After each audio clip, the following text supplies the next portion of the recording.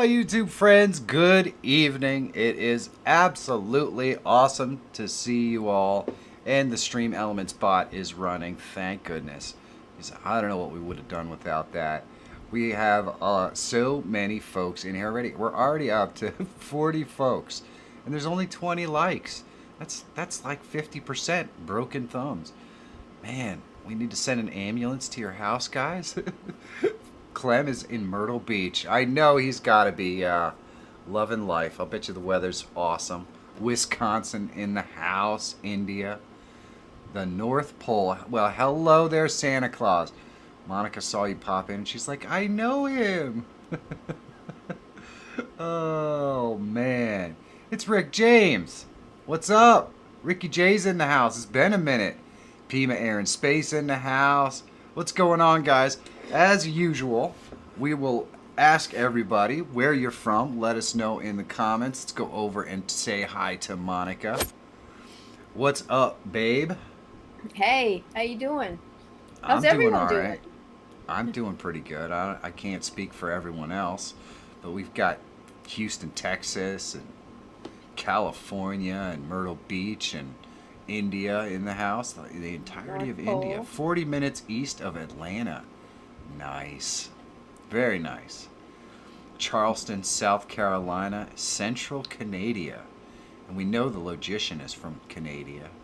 So we've got SoCal, Florida, love it, Portugal, Tucson, Arizona, freaking sweet. Melbourne? Iowa, Melbourne. I'm assuming that's Australia, but I think there's a Melbourne in the UK as well. Connecticut, Utah, India. It's 4 a.m. in 4 India, a.m.? and he's still my here hanging goodness. out with us. That is some serious Awesome. dedication. Thank you so much. Thank I you. should have showered for this occasion, but you know, I forgot. I didn't shave either. I apologize. Maybe we need one of. Maybe we really do need one of those sponsors that shaves yourself. I don't know. Yeah, let's not shoot for that though. Just keep doing it. No. That is Australia and deep South Texas. Probably the only place to be.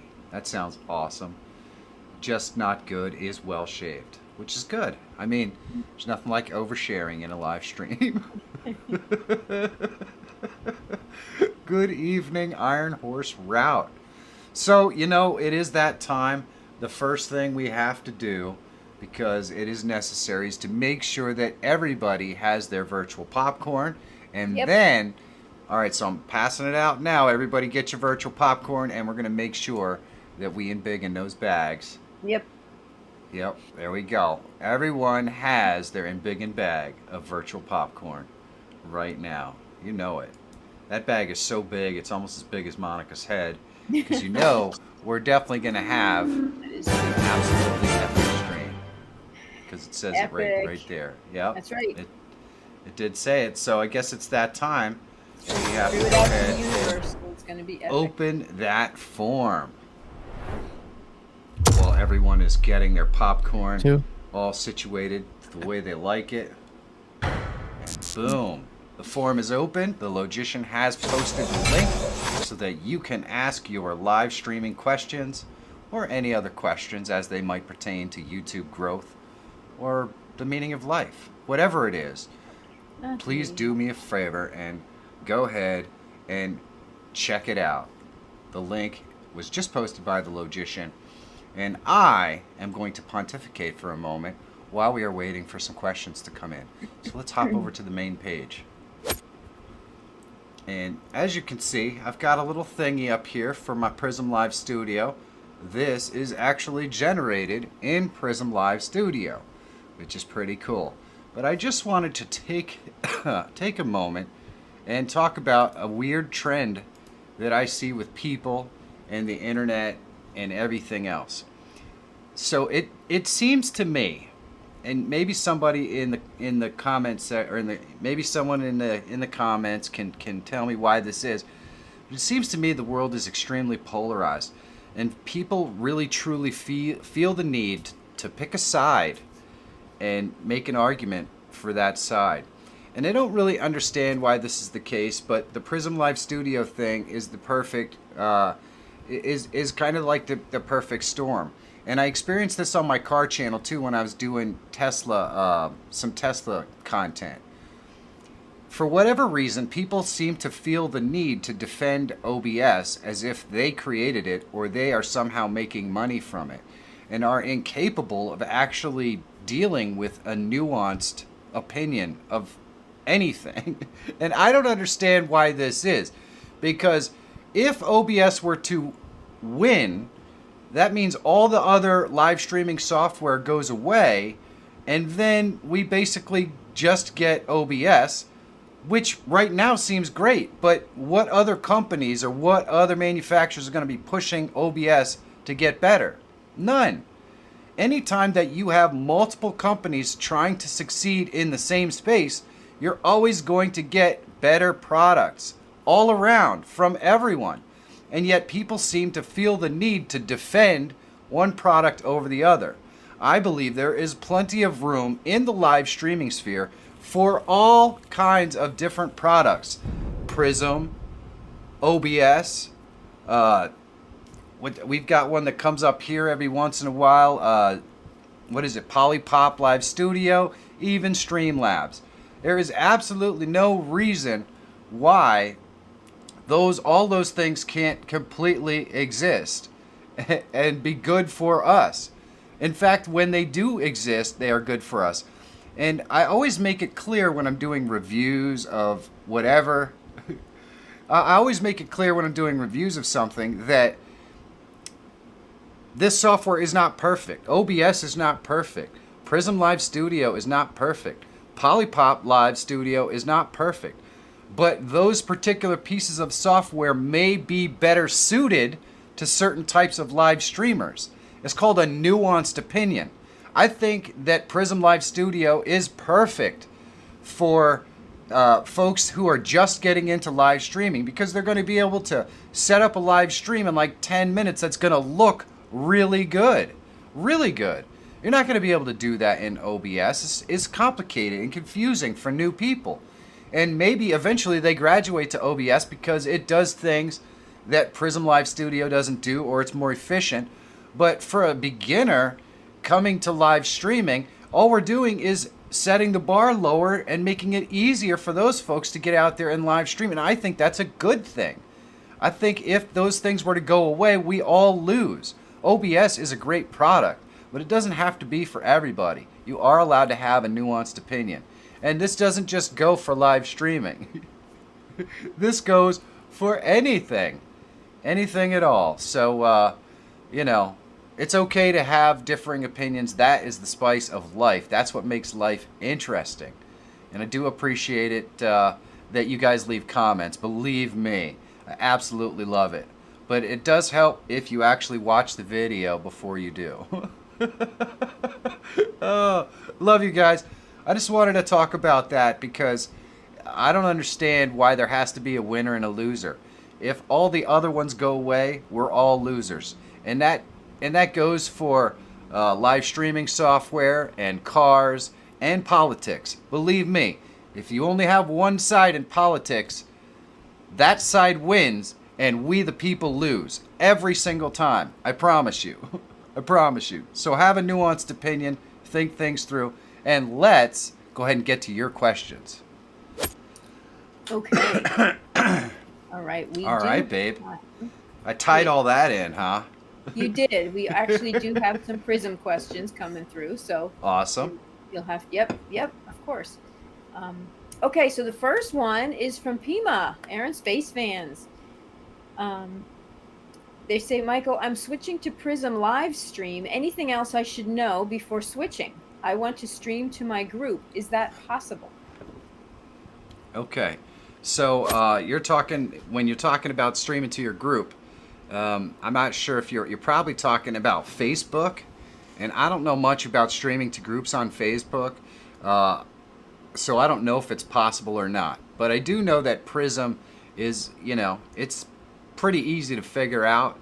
So if you have a problem, the other nice thing is, just like in OBS, you can go right to Prism and ask the questions, and they'll tell you if it's possible to do something or how to do it. So, yeah, check it out, try it out, see how it works for you.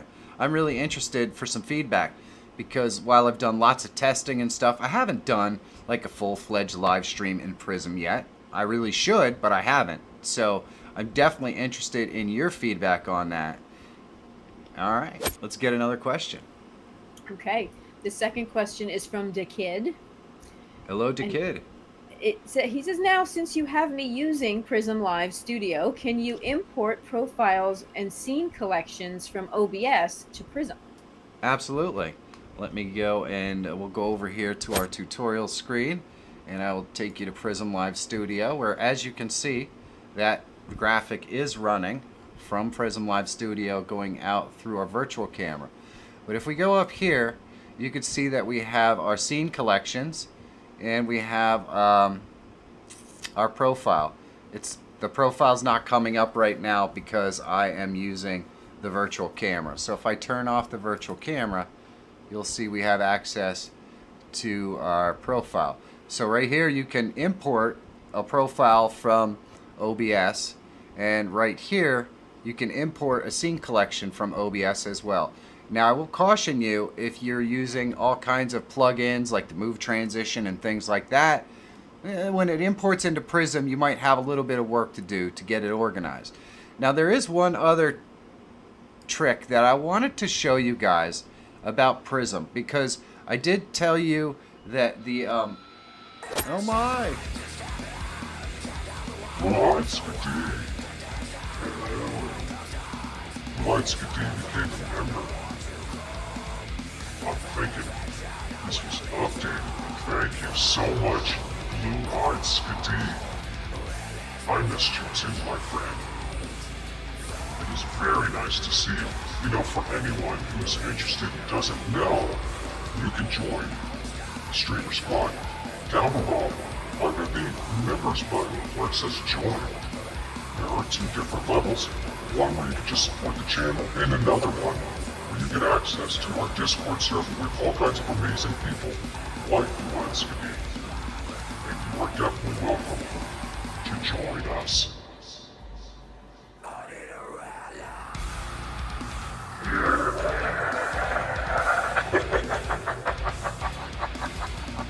Thank you, Blue-Eyed Skadee. You rock. Alright, let's go back to prison.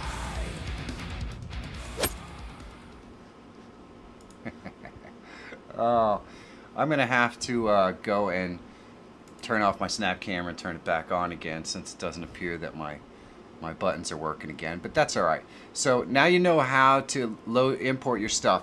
If you run into problems where Prism is using a lot of CPU or a lot of GPU, go down here into your thing and go to Visual here, and there's a button down here called Display Method, and I noticed this makes a huge difference. Usually it's set up to real-time screen, which means if I apply this, you can see it's showing you exactly what's going to go on each individual scene. This takes up a busload. I mean, you can see our CPU jumped up a massive amount there. If I just change it over to text, which is similar to what you get in OBS, you know, it uses a lot less. It uses a lot less CPU percentage right here. And, you know, so just try that if you run into any kind of problems. There are actually a couple other settings in here that I'm going to eventually cover when I go through this in a video that can help you to fix that problem as well. So, you know, it is what it is. Anyway, Prism Live Studio is a lot of fun. I'm so excited that people are actually asking questions about it. Let's get another question. Okay. Well, you're not going to be disappointed then, because a Foxclaw, Onion, has a question. In your own opinion, what is better, OBS or Prism? All right. Well, I just kind of did a diatribe on this, so I want to be very clear. I think that both OBS and Prism have their place. I think for a new live streamer who doesn't already have like an established stream like the one that I'm using here that has all this stuff already set up, Prism is a really great place to start and be able to easily do stuff like this, add backgrounds, use a virtual green screen right out of the box. Really easy to set up. That kind of stuff to do in OBS takes a lot of work, time, and effort, and you can just do it in Prism right out of the box. And if you're just starting out, you're not going to have a really complex stream with all kinds of different stuff, so you don't really have to worry about the fact that it's not quite as efficient as OBS. Now, for somebody who's trying to do some really crazy things and some amazing effects, and they have 50 different scenes, and they're bringing in guests, and they're doing all this other stuff, sometimes those can get pretty resource intensive, which means Prism might not be the one that you should choose, simply because it does take up a bigger footprint. I also think Prism should definitely be tested to make sure that it does run properly and stream properly with things like games and stuff like that. But it has almost all the same features, so if you wanted to stream from 2 PCs or anything like that, you could do that, which would, add a lot more functionality to Prism as well. So I think for a beginner, for somebody starting out, or for somebody who's maybe been streaming for a little while but they have a pretty simple stream, I think it's definitely worth the effort to check out Prism because of all the cool things that you can just really easily add to spice up your live stream. And it's so easy. It's just so easy and a lot of fun. So even if you decide not to switch to Prism, it's worth checking it out to see the kind of things that you can do. Because I'm still using OBS, but this came from Prism. So I can do titles like this, and I can do crazy animated graphics and all that stuff, and I can use the virtual camera and send them over into OBS. So even if you don't use Prism, you might find tools in Prism Live Studio that you want to use in OBS. And that's a thing you can do too. So there you go. All right, let's get another question. There you go. Okay, before we ask the next question, I see Cyprian Foxclaw is denying the fact that he actually asked that question. So apologies. It just came up as Foxclaw in the question, so I went with it. Just somebody's perpetrating a fraud. Yep, it's probably I think so. It might have been Santa Claus. No, Santa Claus wouldn't do that. Uh-oh, Cyprian Foxclaw, Onion's got the Dr. Rob curse. That's right. Dr. Yes. Rob was the one everyone was always perpetrating Dr. Rob on here. No. And then he would come back the next week and go, I wasn't even here last week. What's up, Dr. Rob? I hope you're doing well, my friend. Yes, Chance, it is a scam. It's happened in the past, but at least it was a good question. It's Yes, probably the guys from Prism Live Studio. That would be so funny. That would actually be very funny. Okay, so how about everybody use their own name when asking questions? That would be nice. That would be nice. Okay, so the next question is from Red Sea Gaming. And they say, will you be doing DaVinci Resolve tutorials? I use HitFilm and it's okay, but I want better quality. Will DaVinci Resolve provide that? It's very intimidating, though. Yes. I don't disagree. So I did a poll recently on my in my community post. So if you guys have a chance, go to the community post on my channel. Just go to the community tab, look for the poll. Basically, I asked if my audience is interested in simple tutorials that walk you through how to do easy edits for game streams or whatever, so you could turn your live streams into recorded content. Because my analytics recently told me that a lot of the folks that watch my content are also searching for editing tutorials, specifically in Premiere and DaVinci. And if that's the case, and you guys would be interested in it, I can do videos on both Premiere, probably better videos on Premiere, and DaVinci Resolve to show you guys how to do basic editing and that sort of stuff. And by the way, if you're wondering, I really do think that DaVinci is probably one of the most powerful editing tools that you can get, and the fact that it's free is kind of ridiculous. Oh, it's kind of ridiculous. But it's just like you. DaVinci is a bit intimidating to me, so I'm kind of fumbling my way through it as well. Although I have to admit, I've gotten pretty good with it lately because I do so many of my tutorials in DaVinci Resolve. But I still do all my regular editing in Premiere. So I'm a sucker for paying Adobe money every month, I guess. It is what it is. But if you're interested, go to the community post and go ahead and vote. Let me know what you think. All right. All right. Okay, so Duck on Quack is going to ask a question. All Says, right. I'm looking for a new microphone for streaming. What one would you recommend for streaming and gaming? Huh. Well, generally speaking, microphones that you're going to use for a dual purpose like that, you're going to probably want something like a condenser mic similar to this. Let me go to my main page so you can see it a little better. This one is the Mayano, which I've used in the past.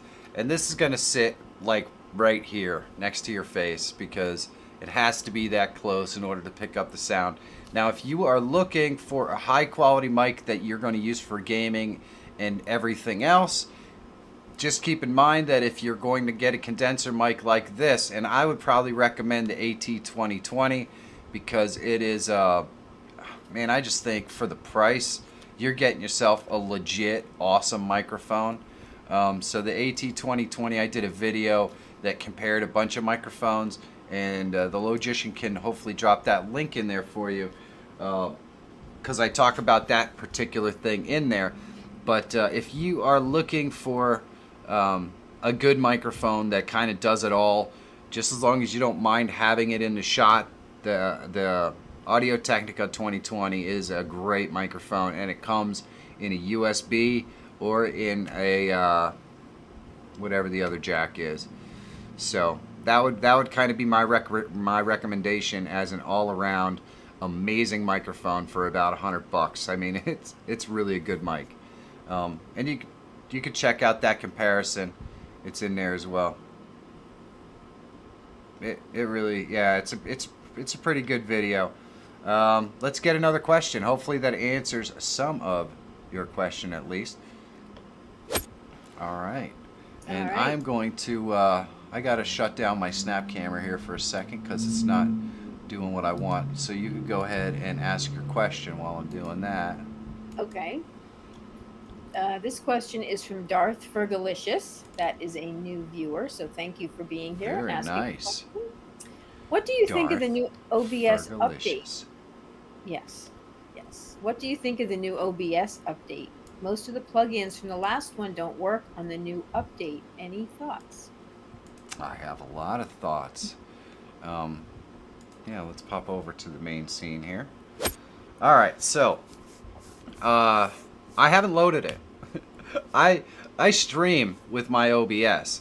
I cannot afford to update to an unproven version of OBS that seems like it was pushed out too early because it was like the 25th anniversary of OBS or something like that.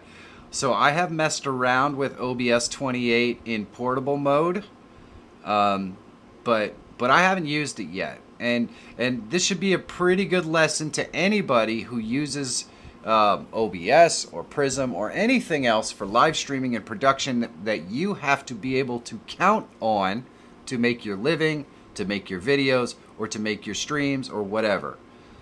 Always make sure that you have a second version, like a portable version that you test things on, and do not update anything.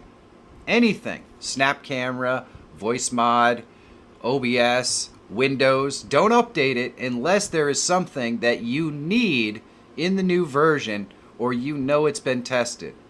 That's no sane business person would ever tell you to just update something because there's an update. Because everyone knows that 9 times out of 10, companies don't vet this stuff. You're the beta. So don't be the beta. Don't update it unless there's something that you absolutely need in the update. That's kind of, I do personally test all this stuff because I have to. I do videos and content about OBS and OBS 28 and all the other updates, and I want you guys to know what's in those updates. And I can say, sure, the features are amazing. But, every time that OBS updates to a major update, there's always growing pains, there's always problems, there's always causes for issues with live streaming. So I'm still live streaming on older versions because I know it works and I don't have to worry about it. So be what I am in real life, a late adopter, because it is the best way to make sure that you don't run into goofy problems that you don't want to be dealing with on your live stream. Because live streaming is hard enough as it is without having stuff not work the way it's supposed to. So just keep that in mind. Just keep that in mind, and hopefully that helps you out a little bit. And this is coming from a long-time PC technician. I'm a person who worked on computers my entire life. Don't update unless there's a specific reason why you need to. And I do this with Mac too. This phone's been begging me to update now for like 7 months. I don't care. It works just fine right now. There's nothing in some update that I need. So always keep that in mind. All right. Yeah, security, blah. And I understand the security aspect of it too. Yeah, they fixed a bunch of security stuff, but what did they break while they were doing it? I don't know. That's different. All right, babe, what's the next question? All right. The next question is from Lil Haas. Lil Haas. Yes, Lil- hopefully Dr. Rob is encouraging folks to hit that thumbs up. Where are we at? We are 71 folks in the room, almost 80 folks 78, in the yeah. room, Yeah. and only 50 thumbs up. That is like 25% broken thumbs. That is a lot of people in severe agony. All right, babe, what you got? All right. The question is Prism Live Studio breaking the Windows system sounds? I can get one or the other working, but not both at the same time. Any ideas? Thanks. Love your live streams. Huh. Well, I don't know anything about the Windows system sounds. It's possible that if you have it set up to capture your desktop, you're just not hearing them because they're playing through whatever your audio device is. Let me show you an example. Let's go over here to our tutorial screen, and we will go into Prism Live Studio. And we're going to go in here. And this is the same in OBS. So right here you have your devices. And needless to say, I have them all disabled. And then I have advanced monitoring device. And this, wherever this is set, in my particular case, it should be my Zone wireless headset right here. So if you have your monitoring device set up to that, and then I go and I add, let's see, we'll add an audio output capture, which would be your desktop right here. So whatever I'm capturing my desktop in would be like my Zone wireless headphones, because that's where my audio is playing through, as you can see right here. So that means that the audio will come through my headset instead of my speakers if I have this set up that way. So, you might be running into the problem because it's possible that it modifies this in some way. So this is set to something that you don't realize it's set to. So just check this right here to see where your actual PC audio is playing through. Because maybe this is set to something completely bizarre or strange or weird. And that is what's causing your problem. In fact, I'd be willing to bet that that has some kind of weird setting in there and that's what's causing your problem. But let me know. Let me know in the chat if that fixes your issue. I'm guessing that it will. All three can be, yeah. All right, what you got, babe? Okay. Next. Somebody question told me that I need to go to sleep because I look ugly today. All I can say to that is, what the hell have you been watching? You just figured this out? I mean, this is not my Wednesday face, man. This is the one I get every day. That's it. This is what you get. These are the videos, man. If you didn't figure it out in the last 2 years, Yeah. you ain't figuring it out. Lots of people figured it out, call me an old fart and everything else in the comments. I get all kinds of love about my age down there. I don't understand why it's such a big deal. And you didn't even ask for the opinion, so Nah, it goes back well, to that's everybody has an opinion, that doesn't mean that you should share it. Yeah, I know, but this is the internet. That's the place where you're supposed to share your unfettered opinion. Your opinions are not facts. That's right. I hate Phoebe's dumb in the people. house. What's up, I'm Phoebe? scared to death. Phoebe's in the house. All right, let's get another question. We got 85 viewers in the house and only 70 thumbs up. We're getting closer Closer. to that right number, but you know. All right, what do we got next? Okay. I'm only Iron- 32. Actually, Clem, I think last time I checked, I was like 29 and a half, but I don't know. Yep. Happy Something- birthday. Some, I'll be turning 29 and a half in October again. It's going to be awesome. And, mhm. Again. Just keep rehashing it over and over and over again. You know it. That's right. You know it. I'm never growing up. I know it. Yeah. I know She, it. yeah. She lives with me. She knows that come on, finger. You can do this. There you go. She knows. She knows. Oh.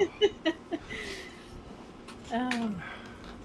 All right. All right. Let's get another question, honey, before we go off the rails completely. Okay. Iron Horse Root has a question. This is kind of like a two-part question, so I'll ask the first piece and then I'll come back for the second. All When I'm right. streaming with OBS and I'm bringing in live guests, I use StreamYard. When I'm not, but using multiple cameras to stream my live trains running, I use OBS Ninja. I was wondering if I should just use one and not the other. I like that StreamYard handles the audio from the guests for me. I have people on when I'm working and can't watch the chat. Okay. Well, I mean, I think you're doing it right. You're using the best tool for the job. If you operate two different types of streams, you're going to get two different kinds of things. Now, if you look right down here, the beautiful Monica is coming to us through Melon, which is basically the same as StreamYard or Restream. They all do the same thing. I run Melon in the background and bring her in by using a window capture. So you use the best tool for the job. I think it's really smart, actually. Now, I don't know exactly what you're using OBS Ninja for. I'm assuming that's just to bring cameras into OBS, but either way, you got to do what gives you the result that you're looking for. And I don't think there's any problem with using multiple applications.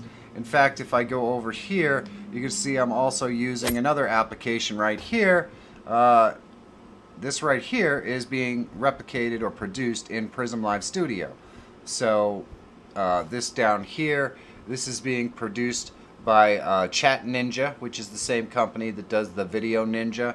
So I use all kinds of stuff. All of the text up here is being created in another program, as well as this alert right here that you see going across the screen from Philippus Anton. Thank you for subscribing. That's being generated in Stream Elements. So I use the best tools for the job and I combine them all together as best I can. So definitely, I don't think there's anything wrong with that. It just makes for better stuff. All right, let's get another question. Okay. Well, I see there's a comment from Iron Horse. He says, I use Ninja to bring cameras in that aren't hardwired to the PC. Yeah, okay, cool. Yeah, it's the best tool for the job, I think. It's a great tool for the job. Now, Prism Live Studio does have a way to bring those cameras in directly. So you can, if you have your cell phone on the same network, you could bring it in, or you could use the plug, but you can bring it into your computer. You can use the screen, or you could use the camera. So it's pretty cool. It's definitely pretty cool. All right. Anyway, the logician is sending me messages saying this is your phone. Upgrade me. Oh, I love you, brother. I love you, brother. All right. Let's get it. I cannot wait. The logician is working so ridiculously hard right now that the fact that he somehow manages to find a way to even make it here to moderate these streams is an absolute blessing and testament to how much he enjoys hanging out with us on a Wednesday night.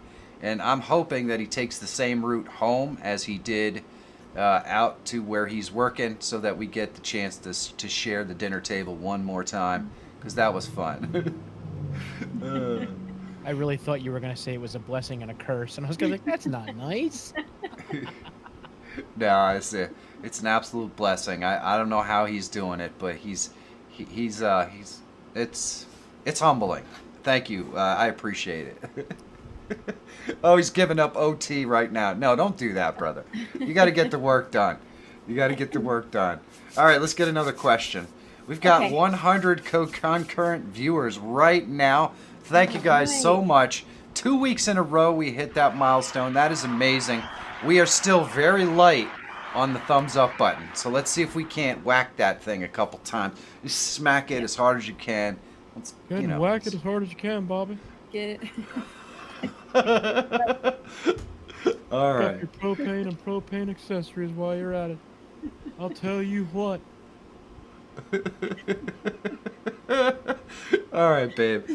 For those of you who don't know, the disembodied voice is Tech Examined. What the hell you talking about, boy? My name is Hank Hill. I know. Oh, I know. man. See, you Oh, can see hey. we Hey, are right here, everybody, and then it's me, the donkey. What you doing, Hey, Shrek? donkey. Hey, look at the fox. What'd the fox say? Ah, yeah. I'm and then funny. right here we have a very special guest this evening as well. That would be Onion.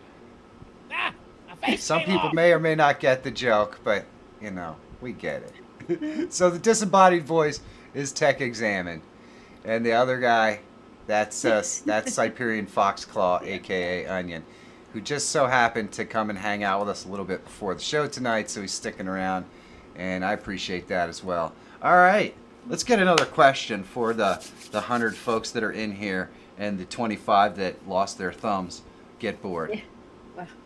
Okay, well, let's ask the second part of Iron Horse's question, because it was like two parts. His second part is, I was curious if OBS Ninja or StreamYard uses more PC resources.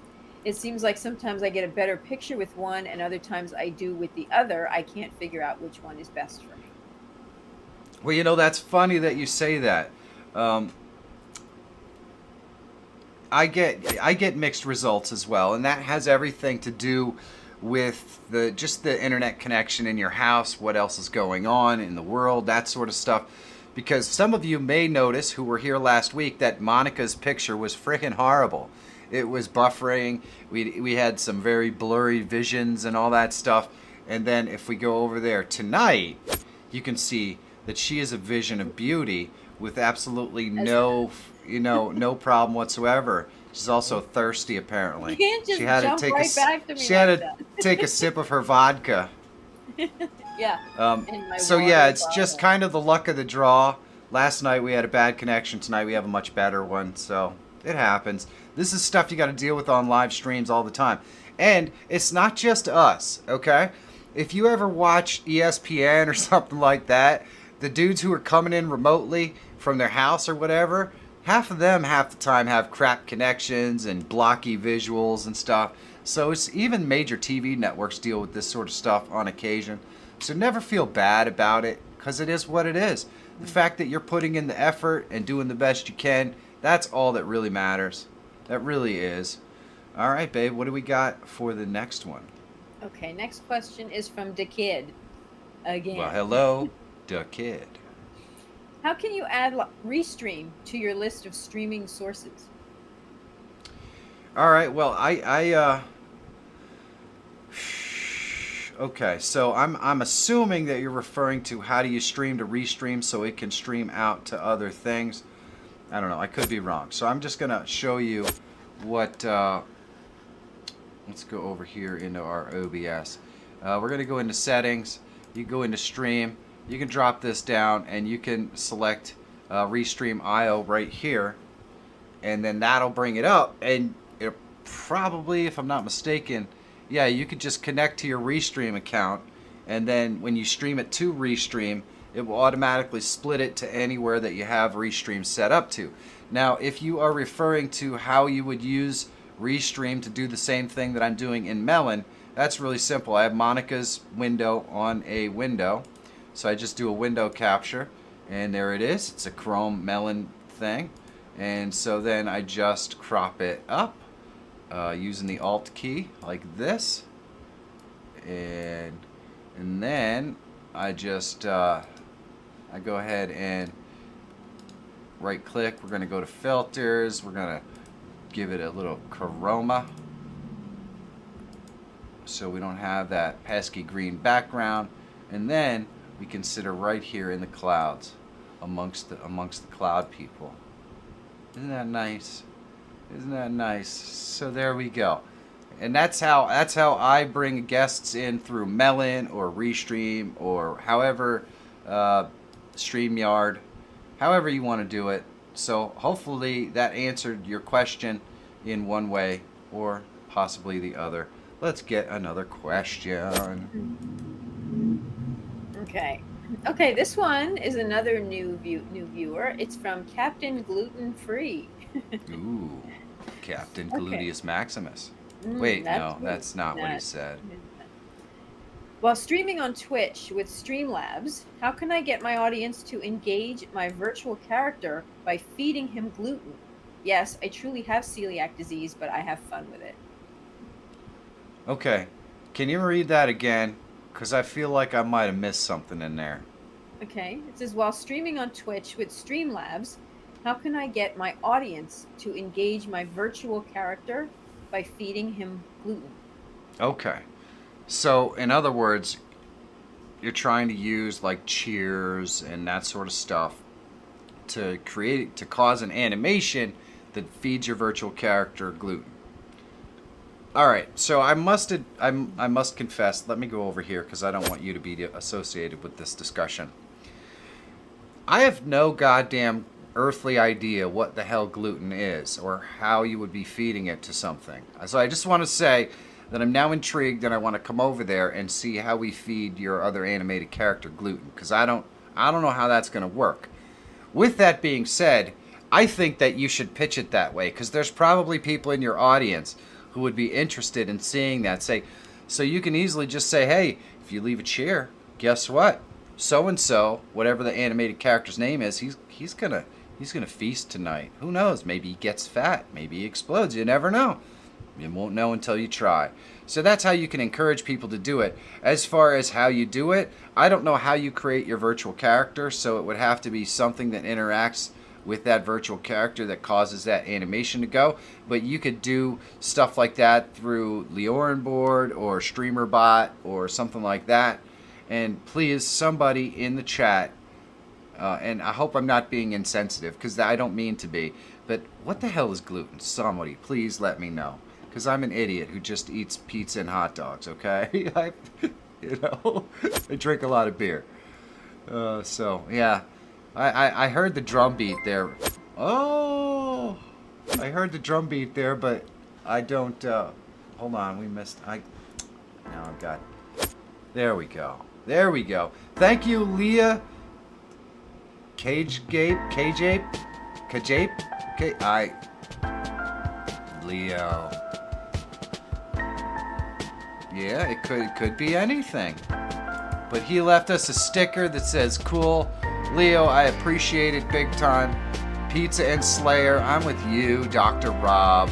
Gluten is the protein in wheat. Oh, that's fine. I don't eat wheat bread anyways. You know? It better not be in my pizza crust. Oh, Leo hates gluten. Alright, I didn't know this was a thing. Gluten is a structural protein naturally found in certain cereals, grains, and although strictly speaking, gluten only refers to the wheat proteins. Well, thank you. Thank you, Onion. I appreciate that. Luckily, onions are not gluten, I don't think. Beer is liquid bread. It's good for you. Yes, Clem. Yeah, you know what, though? I bet you beer has gluten in it, then. That would suck. Flour comes from wheat. Phoebe, you're trying to ruin my day, aren't you? That means pizza has gluten.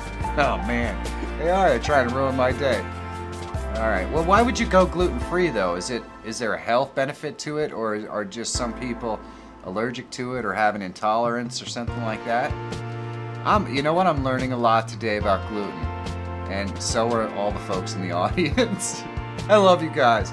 Thank you so much, Leo. I appreciate it. Let's get back to doing what I'm good at, and that would be answering questions.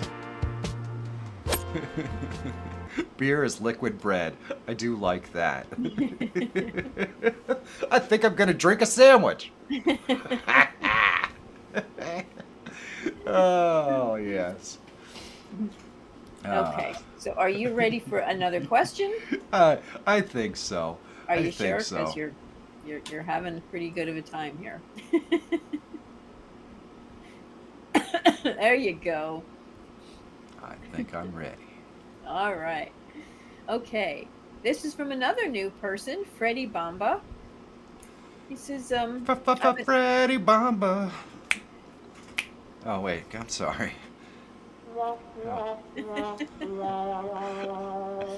like, yeah, I'm sure that's not Oh, that was so good, though. Come on.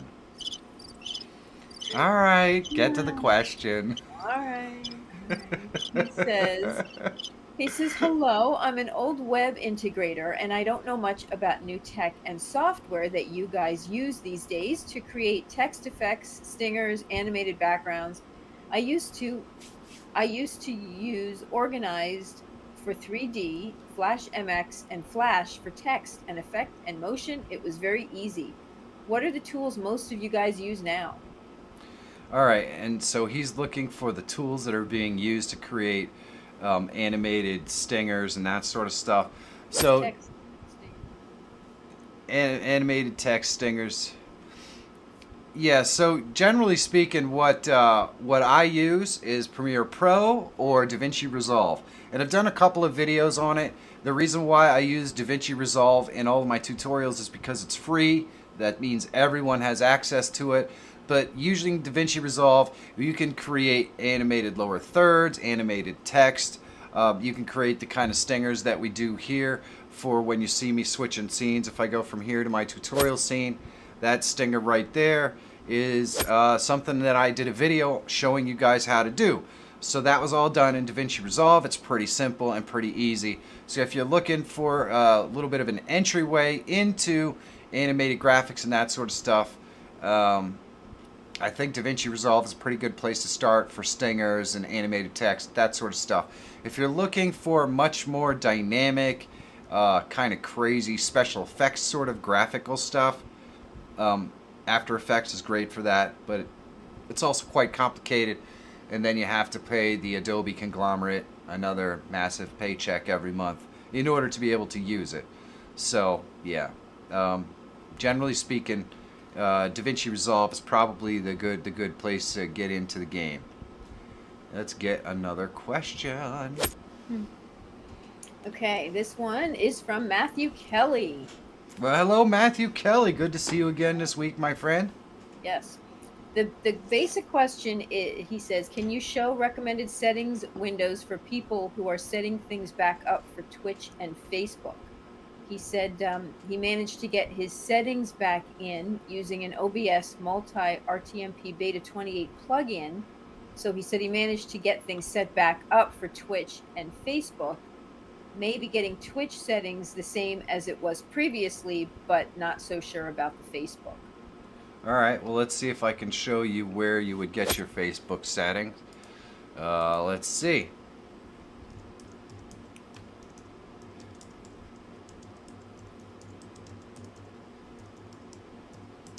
Boom. Restream now. So that's the Restream integration. Thank you so much for being very unhelpful. Here it is. Facebook videos, resolution and bitrate, technical specification. Here it is. So your keyframes, 2 seconds. Let me just put this in the let me put this in the chat so that you can go to this page and set up your Facebook stuff. As you can see, it goes all the way up to 1080 at 60 frames per second. Gives you everything you need.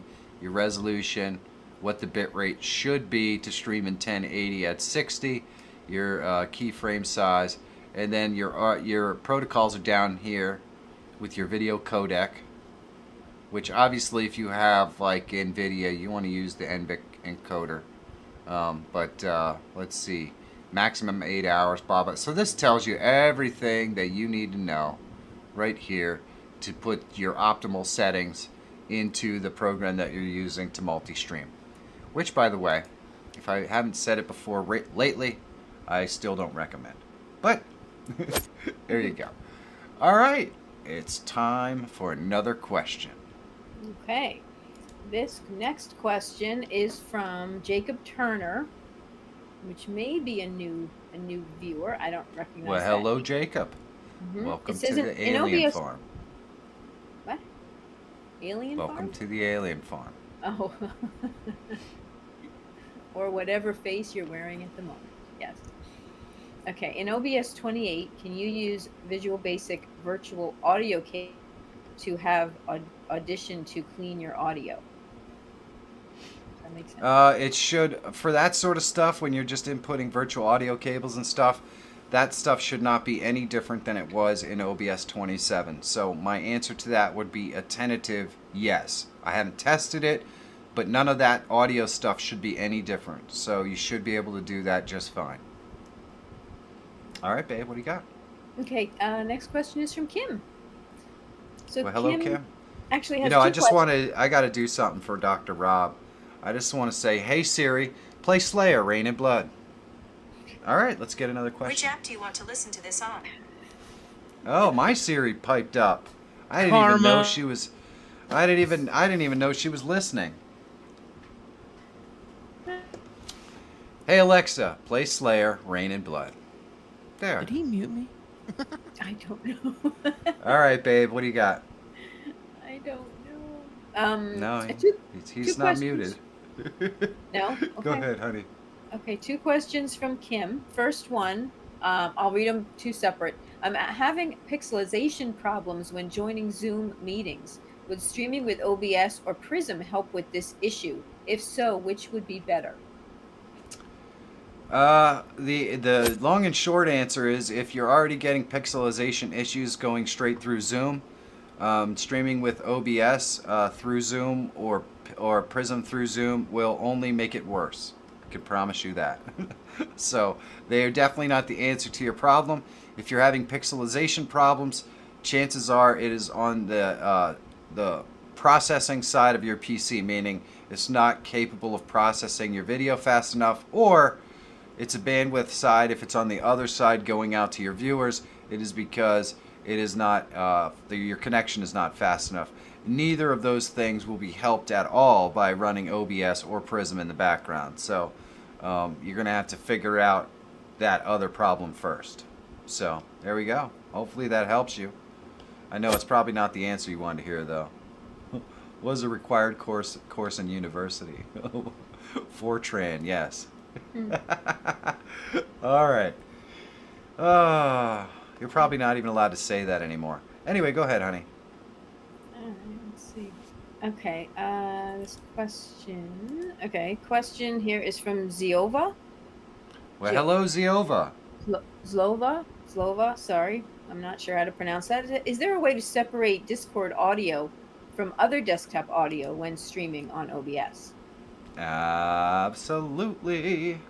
So I'd like Logician to put in the drop in the chat the link to the video I did on separating your audio. The plugin will tell you how to add the plugin that does it, but let me go ahead and just open my Discord for a moment, and I will show you how to add the Discord audio. Oh yes. Hopefully it doesn't crash my system. It will be fun.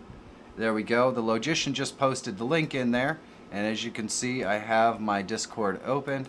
So all I have to do is click the plus. I'm going to use the application audio output, which is which you can find out more about in the link that the Logician just put in there. And then I just need to go ahead and select what application, in this case Discord. Click OK, and as you will see, I now have, well, I didn't name it. Let's name it. Let's name it. I can't. Either way, one of these video capture device down here is the actual audio link to Discord. So if I was playing any audio in Discord, I would now be capturing it. I'm not playing any audio in Discord, so that's why you can't see anything. But there you go. So that's how you do it. Just click that link and it will take you to a video that will show you how to do that. So let's get another question from the stunningly gorgeous, hot, sexy mama, Monica. Hey, babe. Hey. Matthew Kelly has another question. Okay. He says he found a graphic video editor when he was streaming on Twitch, and he asked him to submit his portfolio to Matthew. So he said Matthew asked the graphic video editor for some new videos, like a starting soon screen, an intermission screen, a stream ended screen, etc. So he says, when I put them on my OBS for future streams, do I have to pay the editor money if I ask him for these new videos for my OBS? And if yes, how much do you think I should pay him for making these for me? Well, if you're just using them as a test for him, he's making them for you. So, you know, if you decide not to hire him, then maybe you want to toss him a couple of bucks. But if you hire him, then they're, you know, then I would consider that to be yours to use. In other words, if you're giving him bits and pieces of video footage and everything else to put together into a video that he's agreed to make, it's your content. So it's yours. Now, with that being said, if he does it and he does a nice job and you just decide not to hire him or you can't afford him, maybe you throw him a couple of bucks just so that you don't have to worry about him trying to make a claim that any of that stuff is his. But I've never run into that sort of problem. He's just looking for a job, so I really wouldn't be too worried about it, to be honest with you. If you get something that's usable, you're probably going to hire him anyways. And if you get something that's garbage, you're not going to want to use it anyhow. So there you go. All right, what you got, babe? Okay, Blue Eyed Skiddy has a question. And then Cloud9 Corner says pay him for his work. I don't disagree with that. At the same time, when I was looking for an editor, like I got 15 or 20 different videos from lots of different people who didn't get the job, and they also just did test videos. I've done 2 years of free work on this channel to get to the point where I made a single dime. I wanted to get paid for my work every single day. Sometimes my work just wasn't good enough. It is what it is. So it's not that I disagree with the sentiment. You know, there you go. Anyway, go ahead, honey. I'm sorry. Okay. Blue Eyed Skiddy's question. Your opinion on a good capture card to play PS4 games on stream? All right. Well, the best way to go that's going to be the least expensive would be, I believe, the Elgato HD 60 capture card. You just want to be careful which one you get. You want to check it and make sure that you want to check it to make sure that it will eliminate some of the copyright problems that earlier cards had.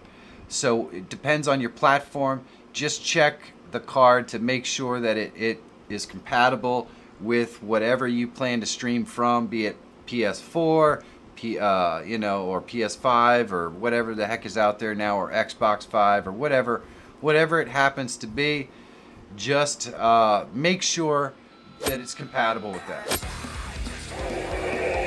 Goldtown joins us again. Thank you, Goldtown. You are the man. It is really good to see you back once again. While I'm doing this, I'm gonna search.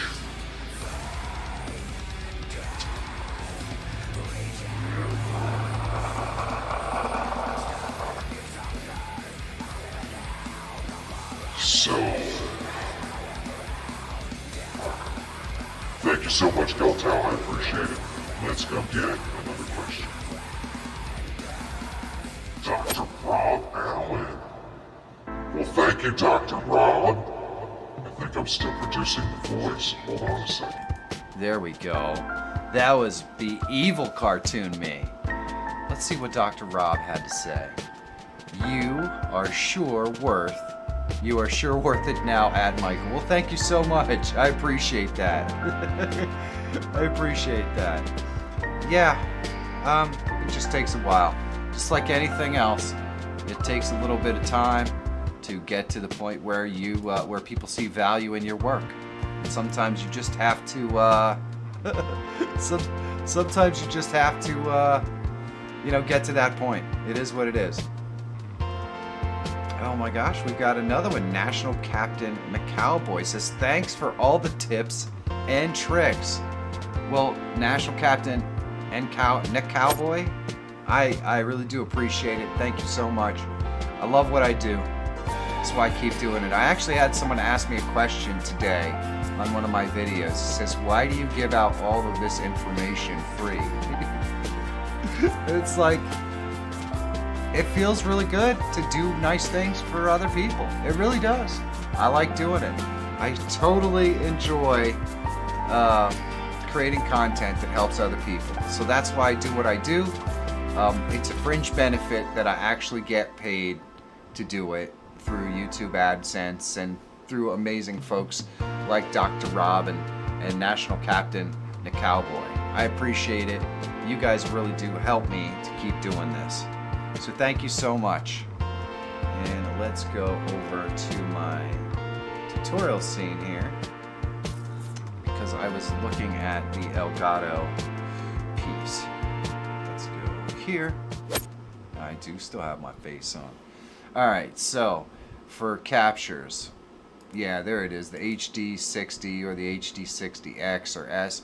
These are the capture cards that, generally speaking, are the ones that you want to use. They have a pass-through, so you can have it go in and out to your TV and to your gaming console or unit. It's, generally speaking, these are set up to use the Xbox and all that sort of stuff. Blue-Eyed Skadee! Thank you, Blue-Eyed Skadee! You are so welcome. You are so welcome. Man, you guys are amazing. You guys are absolutely amazing. More, just not good. Thank you so much. It says, thanks to you, Michael. I made Twitch affiliate, and my stream is so much better. Stingers, snap camera, voice mod, and more. Well, just not good. I really do appreciate that. I really do. Thank you.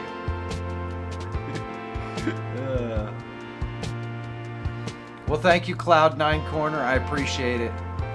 And by the way, you can turn your caps locks off. It is allowed. Channel of the year. Oh, too far gone. How many did you have before you wrote that, brother? Oh, Cloud9, it's all good, man. If you guys come here, you probably have realized that I do like to harass people every now and again. But that's okay, because I can take it right back. So just ask the logician. He's harassing me all the time. Oh, you guys are the best. Thank you so much, Just Not Good and Blue-Eyed Skadee. You guys are absolutely amazing. Let's get another question. Are you finished with your last one? I did. I pulled it up on the screen to make sure that they knew what it was. So I think we're good. Okay. Okay. Rick and Telly asked about the CPU usage. I did a piece earlier on how to dramatically lower the CPU usage. You know how it's all video down there on the scenes? Well, if you just change that to text in settings, it makes a pretty big difference. So maybe try that out and see if it helps. Anyway, go ahead, honey. Actually, you know what? Just because, let me go and show them how to fix that. So this is just text right now, but if we go over here, when you first install it, it's like got all the beauty stuff on there, so it's in real time. And so you could see it's going to actively show you what's on the screen here. And that takes up a lot of CPU.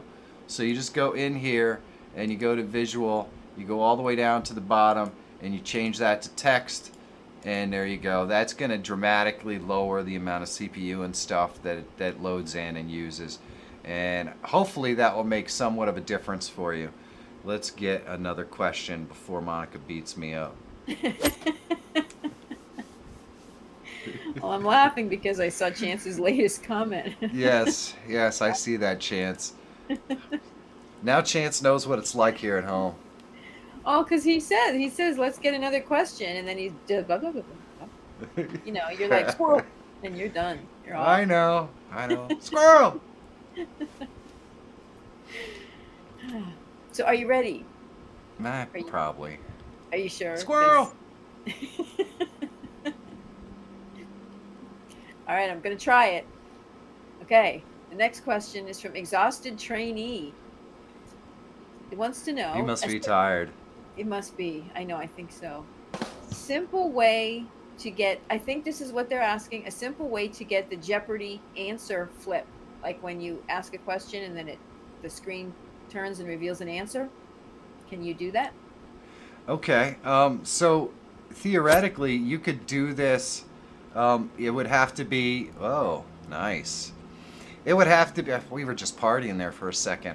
It would have to be something that you create beforehand. So you can see over here, if you look, this will in a second flip. And there you go. That's kind of the animation that you're looking for.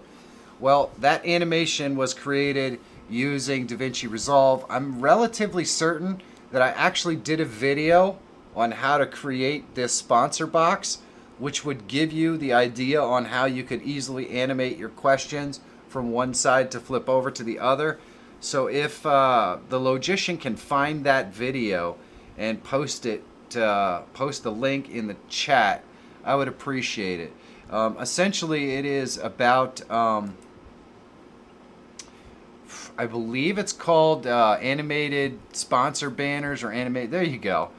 Well, that animated menu one is definitely not the one we're looking for, though. Do one should still work on an iPhone, yes. Let's see if I can find the right video. It was a very unpopular video. Nobody really watched it, but that doesn't mean it's not good. Right, honey? Yeah. So, let me see if I can find it here. Let's go over and get another question while I'm looking. Are you sure? Rotate, yeah, the Logician just dropped it in there. Rotating sponsor banner. Thank you, my friend. I appreciate it. 109 likes. Can we do Wow. 120? I'll bet you we can. I see. That's It says amazing. We are 120 having already. one heck of a live stream tonight. Folks are just hanging out, having fun. I love it. I love it. Yep. 124 likes. Wow. Let's get another question. Okay. All right, let's see. Okay, this one is from the real Siberian Foxclaw. Oh, nice. That's who you say. If that you is are. your real name. Is your real Onion. name. Okay. Do you have to set your settings different if you want to record instead of stream in order to have a smooth playback? My stream runs smooth, recording not so much. Yes. Your recording records at a much higher bit rate. So a normal 1080 recording is going to be 60,000 kilobits per second, whereas a normal 1080 live stream is going to be 6,000 kilobits per second. So it's dramatically different. I did a video on optimizing your recording settings in OBS. Hopefully the Logician can drop that link in the chat for you there, Onion, and that should be able to help you out. It basically does all of the settings that you need to go ahead and set up an epic recording. Although apparently some people think my recordings look choppy these days in my videos. I haven't figured that one out yet. But I think it could just be the way that my editor is encoding stuff. So I talked to him about it today. We'll see if that gets fixed. All we can do is hope. Let's get another one. There you go. Use OBS to record YouTube videos. Thank you, Logician. I appreciate it. And let's do it, baby. Okay. I think there might actually be another video too that I did. Anyway, I'm not gonna search for it. I'll let my amazing mods do the work, and yeah, let's get another question.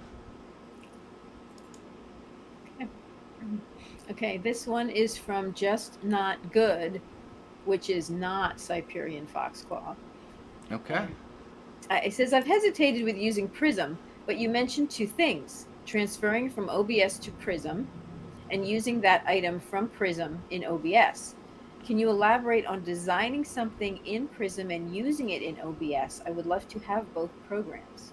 Absolutely. So let's go over here to my main screen, and I will show you this was designed in Prism right here. And let me go over to my tutorial screen, and I will show you for a moment how I did it.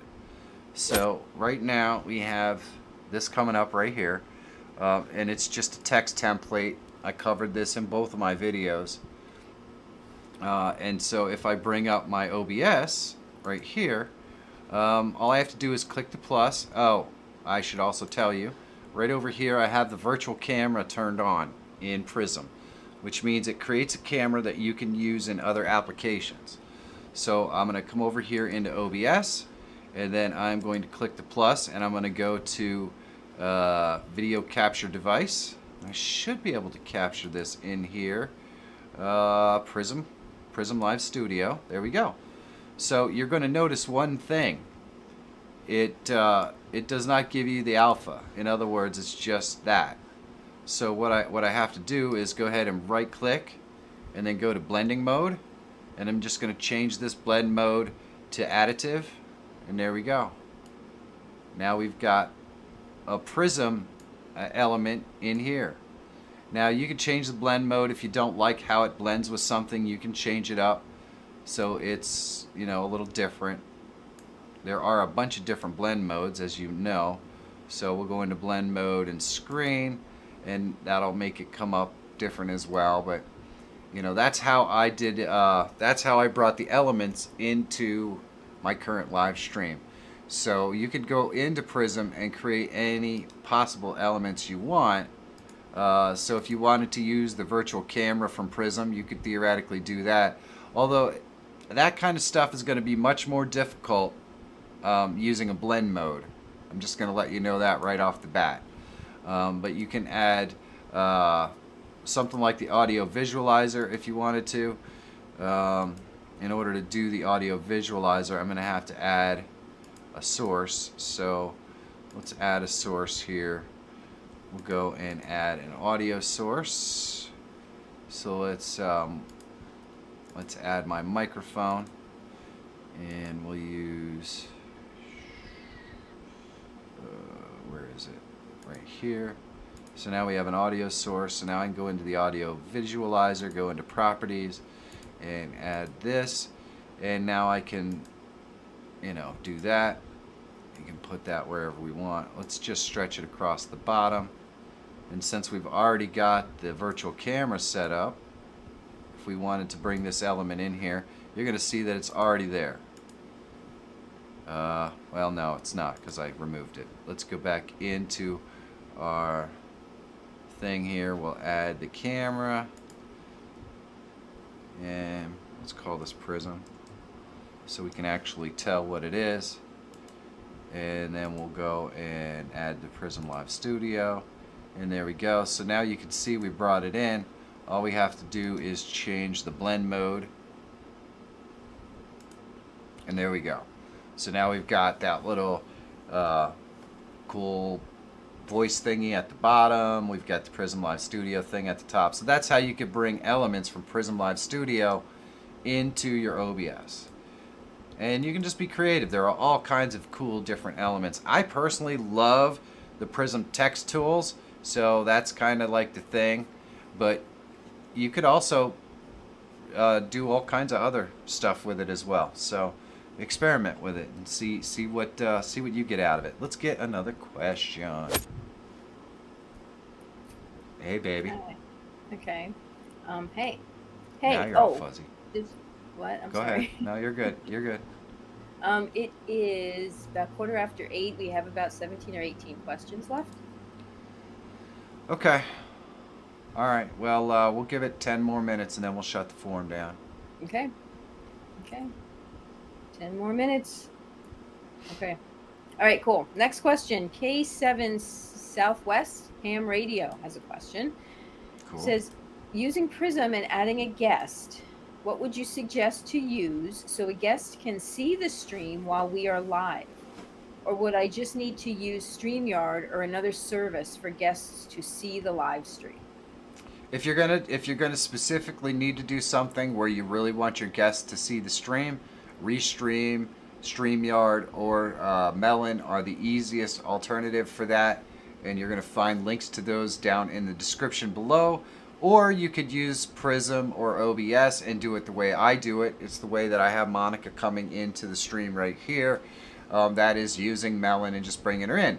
Now, she doesn't need to see the stream. She needs to see the questions that she reads, and that's pretty much it. So she can hear everything. She can hear me and my producer, but she doesn't necessarily need to see the stream.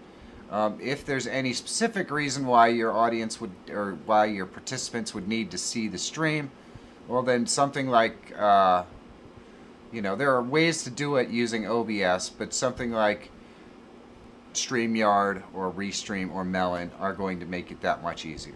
So there we go. Okay. Let's get another one. Beautiful. Okay. Next question is from Phoebe. Hello, Phoebe. She says, I was getting this message in my last stream. Error. YouTube is not receiving enough video to maintain smooth streaming. And the number it was giving her was 3567.31. She says, what do I need to change? I have my bitrate set at 5500.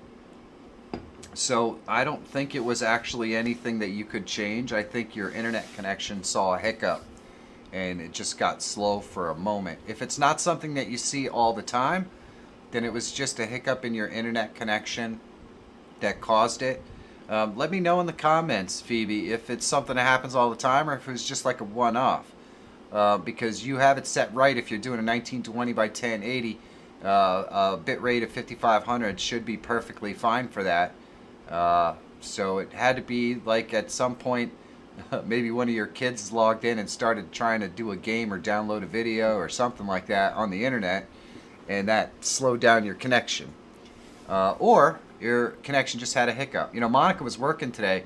She comes running out to me. She's like, my internet stopped working, I can't work, and I was just watching a town hall, and so it happens. Catastrophe. It was. It happens. Catastrophe. 140 likes.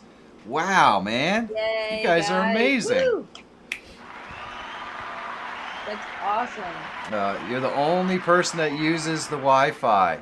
Well, that's your problem, Phoebe. Don't be using Wi-Fi. You gotta plug it in. Plug it in. Just like Febreze. Get yourself, get yourself a pluggy plug. Kind of like this pluggy plug right here. She says it is plugged. Oh, well then I don't know why that would be happening. Then it has to be an internet thing. Call them. Call your internet connection provider and tell them, hey, why is this happening? Because maybe, or it could be that your upload speed is just on the razor's edge of what is, it's like 5 or 6. It's the only thing that I could figure. You have the highest speed. Is that the up speed or the down speed? Oh. Can I jump in here for a second? Yeah, go ahead. We are all so accustomed to the idea of what the cable company is telling us is our up speed and down speeds. Well, that's just a rating. When it comes to what is actually coming out of your computer and going out is much lower. Yeah, you gotta test it. Yeah, you have to test it. If you figure that, you're right in the cusp at something and it's not working, it's something that you have to look at. If you have 500 up and 500 down, there shouldn't be an issue. If there is, then you might have a bigger issue than just a hiccup or something like that. But reset the router, do all that sort of stuff and see if it picks up, because I have those issues too. Yeah, and here, let me pop over to my tutorial screen here. So, and I'll show you exactly what I'm talking about. So, according to my internet service provider that I pay every month, my download speed should be 1 gig. As you can see, it's not. My upload speed is supposed to be 20. As you can see, it's not. It's slightly under that. With that being said, it's still very fast, and I never have any problems because I'm streaming at 6,000 kilobits per second. If you double that up, that should be 12,000 or basically 12 right here, 12 megabits per second. As long as my upload speed is over 12, that's double, so that's fine. As far as this goes right here, that's pretty far off 1 gig. So, you gotta actually physically test it. Otherwise, you don't know if what they're telling you is true or not true. Let's get another question. Hopefully that helps a little bit, at least. It could be a system config thing too, but I can't really troubleshoot that here. Definitely, you'd have to do a speed test. Your upload speed is 22.52. See, there is no reason on God's green earth that you should be running into problems with that kind of upload speed. So it has to be some kind of a disconnect. Maybe check maybe it's possible that your router is going bad or something like that. I mean, it's possible. All right, babe, what you got? Okay, next is from Kurt. Hello, Kurt. And Kurt says, no question. I just wanted to thank Michael for the content on his channel and the live stream every week. I do not stream on YouTube. However, what I have learned from you has allowed me to be able to use OBS to create internal and external training videos. Thanks again for your great content. Oh, man, that's freaking awesome. You are so welcome. You are so welcome. And that just goes to show you that there's a lot more that comes with just watching a video where you're not really sure what it's about and maybe discovering a tool that you can use to do something that you always wondered whether it was possible. So I do it all the time, man. I'm always watching stuff I don't need, but I get funny ideas and sometimes I end up with a problem and I'm like, wait a second, I remember watching that video, and you figure it out. Hey, Ozzy Wheels is in the house. What's up?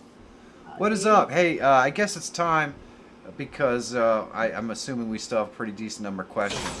Let's go ahead and close that puppy down for a little while, just in case. If we run low on questions before 7 o'clock, we will reopen it, of course, or we'll just take questions out of the chat. But for now, well, you know what I'm talking about. Let's do this, babe. Okay. All right. So we're ready. The next question is from Keith Sharp. Hello, And Keith. says, can you pop up someone's chat comment from OBS or Prism like StreamYard? We can. Let me show you how we can do that. So I go over into my main.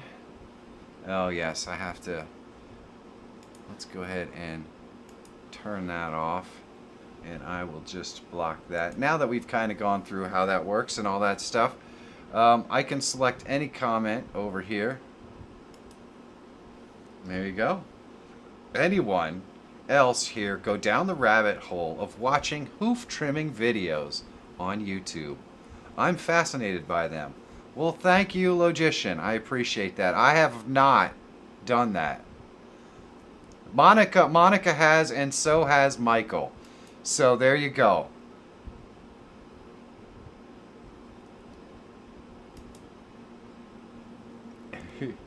So, I picked my butt, says hello. Well, thank you. I appreciate that. So I can grab a comment from the thing and put it in here. And there's Phoebe. laughing at the logician and his hoof cutting, which apparently is actually a thing because Monica and Michael have both sampled the hoof cutting thing. Oh yeah. So Oh yeah. It Yep. was a. You know what? I've moved from just the normal trimming of like horses that are taken care of, and I found the ones that are neglected that have like their hooves like spin over. I've seen those. I'm like, He trims those too. all right, so for those who are interested in how I did capture that chat and post it on the screen, I did a video on how to do it not very long ago. If you want to check that video out, the logician can drop the link into the chat for you. I hope. And I use an application called I believe it is Video Chat or Chat Ninja, something like that. There you go. The logician just stuck that link in there because he is the man. Let's get another question. Okay. This one is from Nick It was a suggested video after watching Dr. Pimple Popper. yep, Oh, that yeah. too. That Did you too. watch, Yeah, I don't- Monica? Give us your opinion on Dr. Pimple Popper. No, I can't. I cannot watch that at all. She's Not easy even the on the eye. commercials. I can't. That's why I watch. Yeah, I don't have that problem. Oh, you don't? Wow. Woohoo! Meaning I don't Is she need easy to on your see eyes, her. too? That's what I mean. No, I don't know when it came up. It just showed up one day as this, like you said, as a suggested, and I'm like, why is this here? And I clicked on it, and ever since. Yep, it's weird. All right. Okay, so Nicktronics has a question.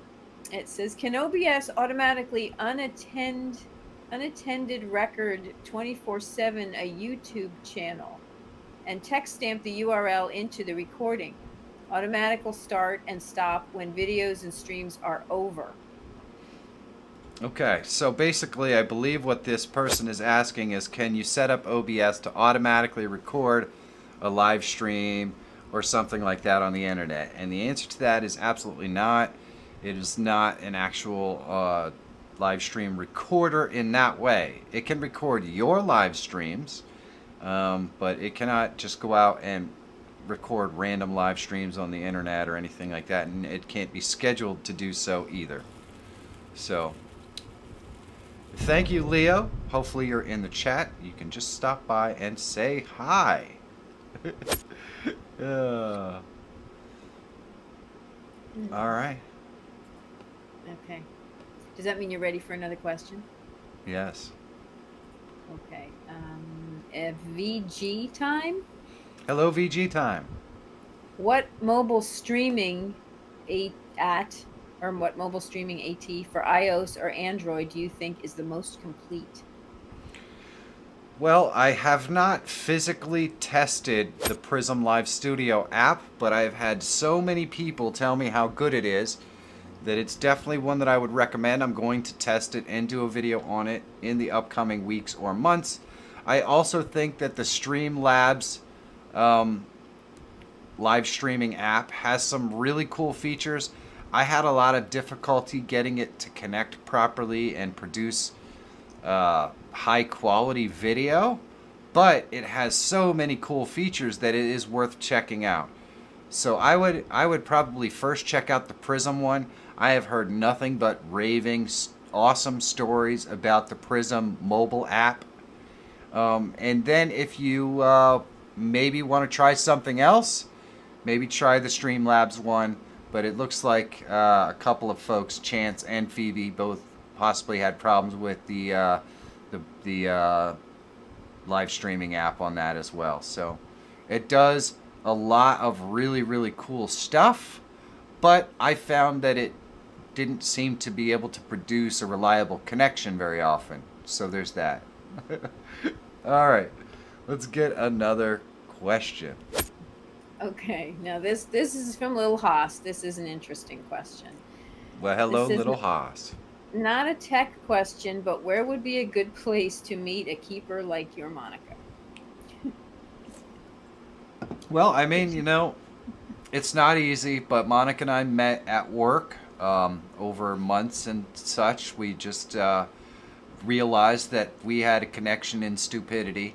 We just have the same stupid sense of humor. I could always make her laugh. She could always make me laugh. And next thing you know, best friends became more than that. So, you know, the truth is, I don't understand. I don't know how kids these days are going to be able to meet their special someone, because I just don't think you're going to do it while you're buried in your phone, no matter where you go. When you go out somewhere, you've got to be interested in introducing yourself to people you don't know, and maybe even talking to them. Whether that's work or the restaurant, or, you know, you go skiing or roller skating or whatever you do these days, but you can't meet a person and have a connection like the one that Monica and I have, watching your phone all day. You just can't.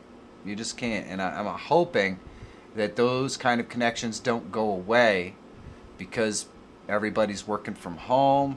Everybody's constantly buried in their phone. When Monica and I go out to dinner and stuff, like we went out to dinner with the Logician and Tech Examined, nobody touches their phone. We have a conversation, you know, and that's really important. It's really important to do. It's going to be very difficult to find your soulmate, the person that always makes you laugh, if you know, if you don't take the time to put down your phone and communicate with people directly. So there you go. Those life advice from the old Michael Fire Jr. But it's hard because when you're talking to somebody, you can read inflections in the voice, and when you're texting, that gets lost. So even though you say something, you're trying to be funny, the person on the other end could think you're, you know, and they take it the wrong way, and then so that's not good. You have to communicate. It's all in the actual communication. Well, yeah, nuance is definitely lost. On there. Yeah. And you know one other thing? What? Get off my lawn! Yeah. Yeah. Oh. Yeah, there's that. Anyway. Yeah, texting can lead to voice chats, and that's at least something. But there's just nothing like sitting across from the person at the table in a restaurant. The first time that Monica and I went out to dinner, it was a lot of pent-up just interest in one another, and we literally closed the place down and barely noticed that there was anyone else in the restaurant all night. We hardly ate. It was kind of funny. We eventually got snapped out of it, turned around, and all the chairs are turned up on the tables, and they're just waiting for us to leave. So I mean, that's that's how it can work. So there you go. That's right. That's right. All right, babe. All right. Back to the question. Cool question. Yeah. Okay. This one is from Language Student. That's another newbie. Saying, Awesome. how can I set up and play online chess with my friends on OBS? Okay, so ideally, what you're going to probably do is find if there's a game that you could play online with your friends that's chess oriented. You're going to basically go and find that game. Then you're basically going to go into OBS and capture the screen. So let me show you how you would do that in OBS. So let's pretend that Monica's on the game site that we would be wanting to capture. You just go to Window Capture, and you select the screen that you want to capture. In this case, we'll capture that one. And obviously, instead of it being Monica, it will be the picture of your game screen. And then you just, crop out menus or whatever that you don't want displayed on screen by using the Alt key and trimming it up. And now you and the people that you're playing against can see the screen, and you can play against them. And you can even connect with them in Restream or in something like that, so that you can capture their audio. You could do that through Discord or whatever. Just capture the audio channel in Discord so you can all connect there and smack talk and whatever you want. And then you just capture the screen and put it up there, and you're all set.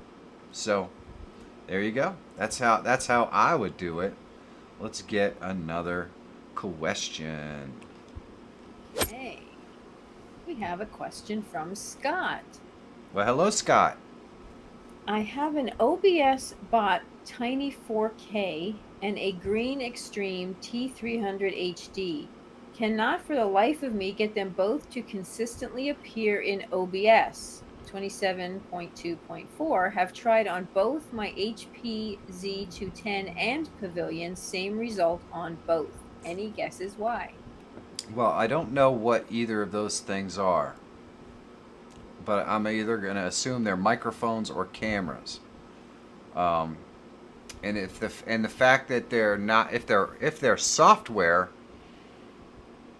then one or the other softwares are just not functioning properly. You will notice that occasionally on my stream, if we go over to the main scene, occasionally stuff like this doesn't come up right away, or it takes a while to update, things like that. So they're computers. Well, I know the last couple that he mentioned were computers, but the first couple, the streamer bot and all that stuff, those are applications. Sometimes they work, sometimes they won't.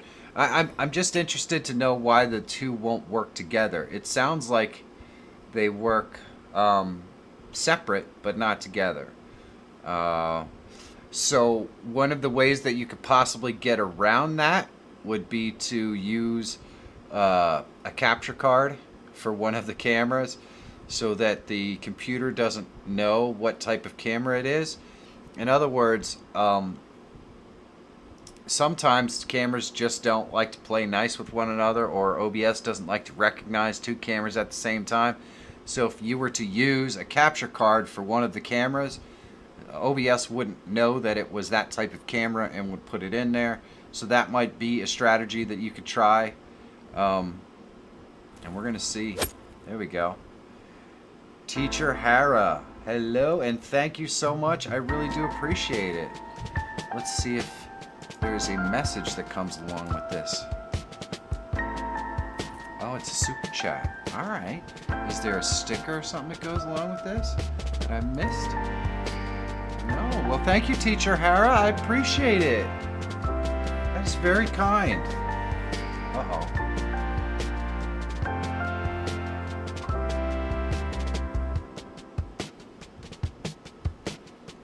Oh, yeah. Oh, yeah. Scratch it up, baby.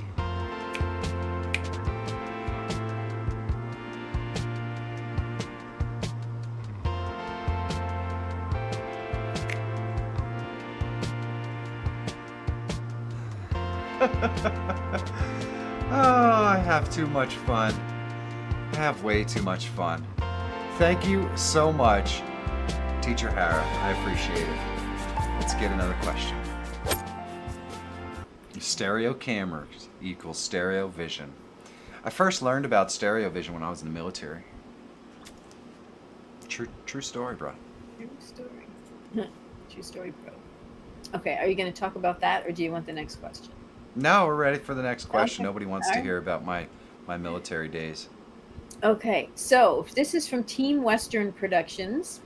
Hold on. Teacher Hara. Thank you. It's the thought that counts, believe me. It really does mean a lot. Thank you. All right, sorry, honey, go ahead. That's okay. So Team Western Productions is also new to the chat this week. Well, hello.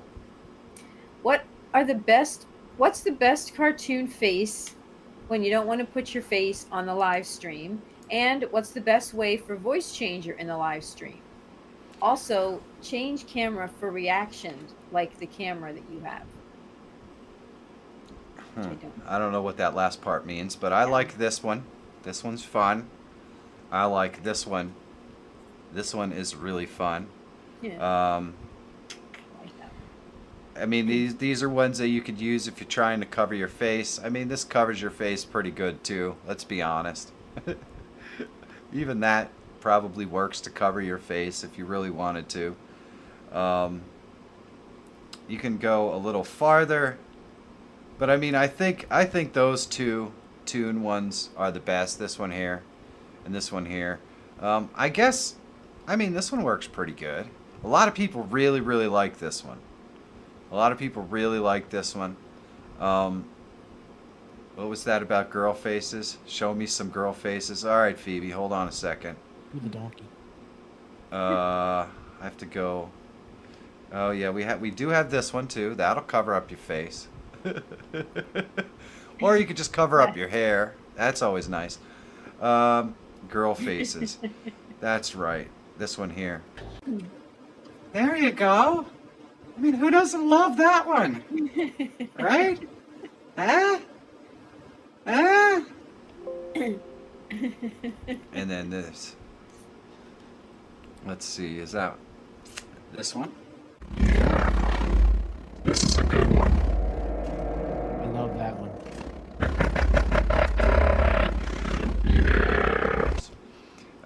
There's this one doesn't really cover your face. That That one pumpkin. doesn't You still have that work. Oh pumpkin? yes. Eh? I would never tell a lie. No. No, I would never. That's kind of disturbing. Yeah. Then we've got this one. This makes me look pretty beefy. But I like this one best. Yeah. Yeah, that's a good one. That's a good one. That's a good one. That's a good one. It fits so well. Like it just really, It does. And yeah, really does. and how often are you ever going to see a Viking with headphones? Yeah. You know? Anyway, as far as voice changer goes, I use Lost Soul, Crazy Clown, some of the demon voices, that sort of stuff. A little bit of mix. I have the girly voice, the baby voice, stuff like that. Lost Soul, Demon, Odin, Bot. So it's pretty good mix. I use a lot of different stuff, and a lot of times I get it and I modify them too. So there you go. All right, babe. Let's get to the next question. All right. Next question is from Teacher Hara. Well, hello, Teacher Hara. How to add live background music during streaming? Which scene collection is to be used? All right. Well, the scene collections are not something that's used to add background music. Let's go over here. We're going to go into our stuff.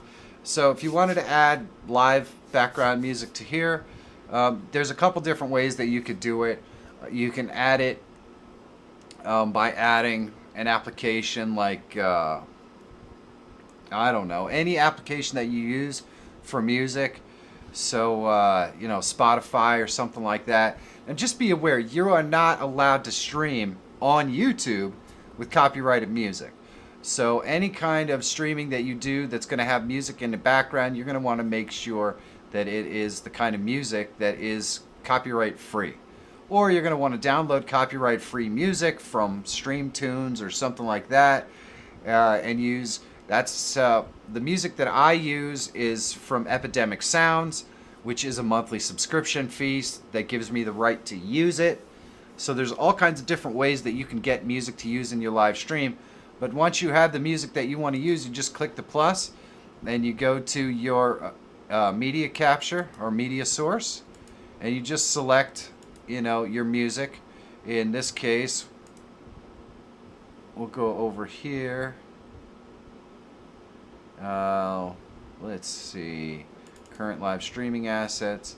This is my song right here, which you won't get to hear anyways, but either way. There you go. So now that song would be playing in the background and looping. And I own that song because I wrote it, so I get to play it anytime I want. You guys want to hear the song? You probably don't want to hear it. Hold on. All right, babe. So hopefully that answers your question. Let's play the song just so they know what song I just played, and you can read the question while we are doing this. Let's see.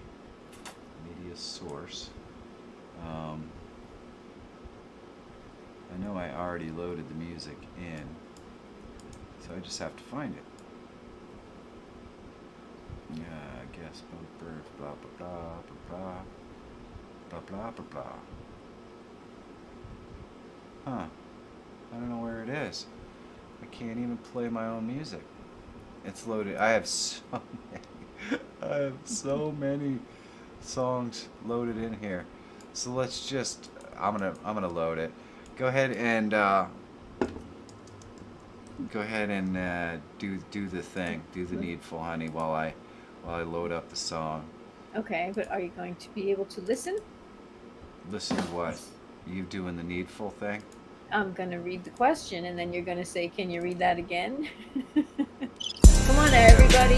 Don't you agree with that? He's going to ask. Alright, now my song is... You read it My again. song Yes. is physically playing, so I don't know if it's too loud or not. But for those of you who are wondering what song it was that I was talking about that I actually Not too wrote, loud. that's the one right there. Alright, go ahead, honey. You can read the question. 170 likes. That's ridiculous. We got 15 turn- minutes. We might actually get to 200. You never know. I know, that would be awesome. That would be awesome. Okay. All right. Well, I didn't. It doesn't actually need to be in there. I just wanted to let you guys know what song I was actually referring to. That was the one I wrote. If you've ever been to the stream before it actually starts, you've heard it before. But anyway, go ahead, baby. Okay. This one is from Bert Prim. And it says, "Hi Michael, I've tried to use Prism Live Studio and the feature is pretty useful since it makes me set up easier. But whenever I'm gaming, it seems like the game's video or anything in the live stream screen seems really framed and it really disturbs me. Do you have any suggestions?" Seems really framed. Framed. Huh. It says framing, but I'm guessing it means framed.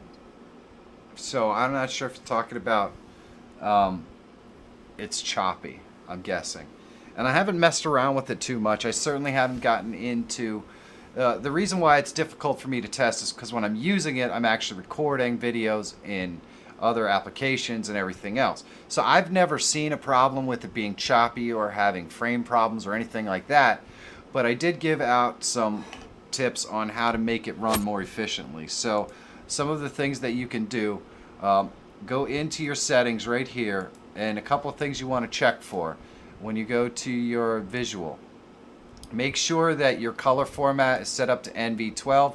If you set it to anything else, it does give you a warning down here to let you know that it could be a problem. But make sure that your base canvas and your scaled canvas are the same resolution. And then come down here, and where this says Scenes List, make sure that instead of having it on real time, which will give you a real-time view of each scene, you want to go ahead and just set it to text. And then all you have to do is make sure that your your scenes are named properly so you can pick them out. But that will take a lot of the stress off of your machine and allow it to run a lot better, and see if that fixes your problem. And hopefully it does.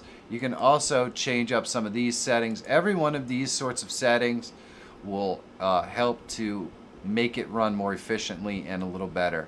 So I'm going to have to do a video on these settings right here to help people out with that sort of stuff. Let's get another question. Hopefully that helps you out. Hopefully that helps you out. Okay, this question is from Tanic. Uh-oh. Tanic? Aussie Wheels is out of here. Hey, love you, Aussie Wheels. Thanks for coming, brother. It was good to see you again. Yeah, Ozzy. All right, babe. Okay. Sorry. Okay, Tanix has a question. Another newbie to the stream, at least to the A lot questions. of new These folks. people- A lot of new questions from new folks tonight. It's awesome. yeah, and they It's may have been absolutely in awesome. before, but just not asked questions. And we're at 181 likes. We're getting really dangerously close to that 200 likes threshold. That would be I know. amazing. I know that would be That's very crazy. cool. Okay, when I go live in OBS, I always get the same notification, which says it seems like your Sound Alerts browser source is offline. Make sure you implemented the source correctly in OBS or refresh the source. I already uninstalled and reinstalled OBS and are only using own 3D overlays, but I keep having the same issue. Have you come across this issue or resolved this issue on one of your awesome videos? Thank you. in It's so advance. funny because I actually got this message earlier this week. I had no idea what the heck it was talking about. So it's got to be something kind of new. But I think what it might be talking about, if I let me go over here for a second, and we'll go into Stream Elements, and let's just go to my overlays, and I don't know, is this the one?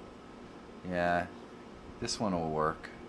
This one will work. We'll get the link from here, and what we're gonna do is go into OBS real quick, and we'll just put this link in here.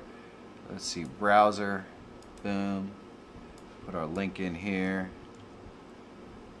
and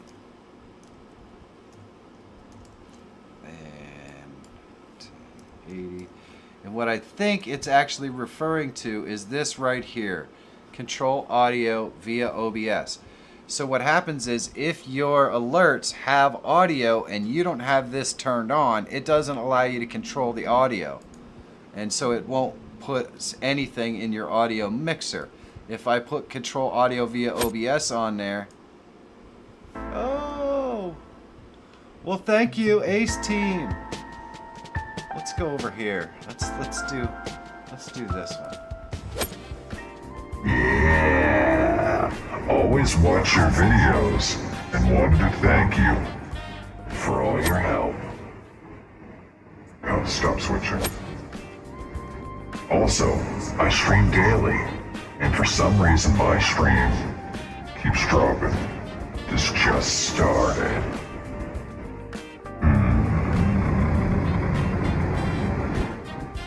Well, Ace, I'm not sure.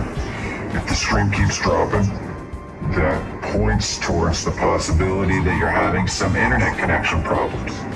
So hopefully, you're plugged in, using a pluggy plug. Pluggy plug plug. There you go. One of those like that. And you're not using Wi-Fi.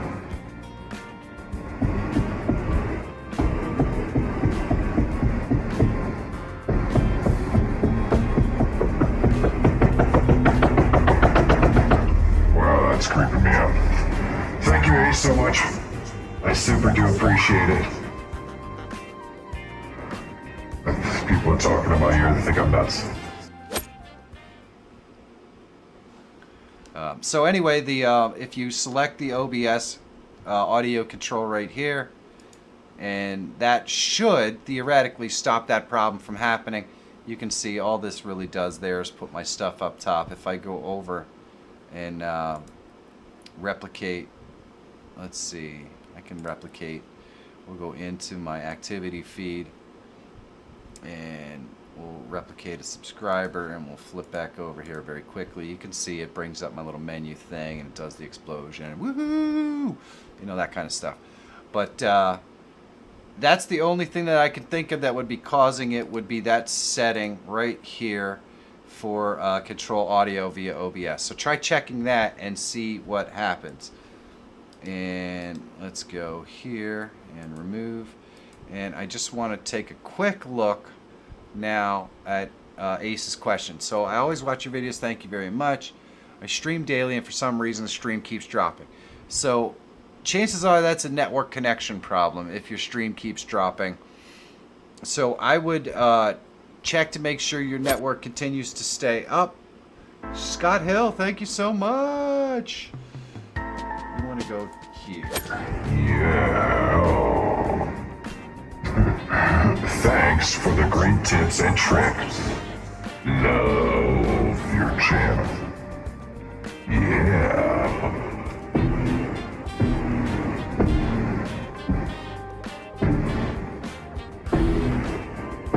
What is that? You think that's the dragon? Oh, is that the dragon?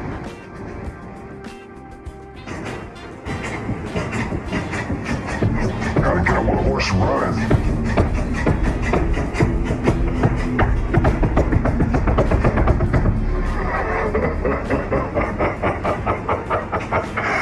Oh. Thank you so much, Scott Hill. You guys amaze me. You guys are unbelievable. You all right, honey? Am I keeping you Yeah. awake? Sorry. Little tired. I just got chased by a dragon. I'm wide awake now. I know. I bet. Man, the amazing super chats and everything else tonight. You guys, man, it's incredible. Thank you. And here we go again. Oh no. Am I going to get chased by a dragon again? Maybe. Oh, I might. You I might. It's going to whisk me away. How many more questions do we have? Oh, let's see. Too late.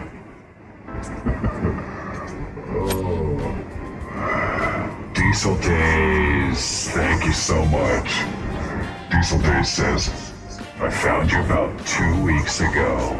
I just wanted to say thanks for the great content, helping the live stream community. I stream music production and gaming on Twitch, and your helpful content comes in clutch. Diesel Days, thank you so much. That means a lot. I really do appreciate it. What was that? You guys are the best. All right, babe. I know more we can get to a thumbs for question. 200. Two more away thumbs from for 200 200. thumbs up. Holy mackerel. This is some kind of Yes. streaming miracle. All right, let's get another question. Maybe All that'll right. earn us the thumbs up we need to cross that 200 thumbs up threshold. Yes. Okay, so we have a question from Mind Game 158. Well, hello, Mind Game 158. Do you We use? crossed that threshold already. We didn't even have to do anything. Did we? It's Oh, look at that! ridiculous. Wow! By You guys quite a are lot, amazing. too. Thanks, Oh, guys. man. That's Thank you, awesome. guys. Thank you. Amazing. All right, let's rock it. Okay, do you use the OBS new update? No. Next question. Okay, moving on. Seriously? Ready? Yes. Okay. I Mecca- actually covered that a lot earlier. So, if you really want to know my thoughts on updating and all that stuff, you should go flip back about a half hour or so. I definitely cover it. Okay. Asked and answered. Okay. Mecca Brandon has a question. I would like to record in OBS at 1080p, but I don't know whether to use CBR or VBR because of the bit rate or how much to use. I think it was up to 16K kilobytes per second. Okay. So I've done a video on this as well. The Logician could drop a link in there, but I use CBR, which is constant bit rate, and 60,000 kilobits per second when I am recording in, and that's 60,000, 60,000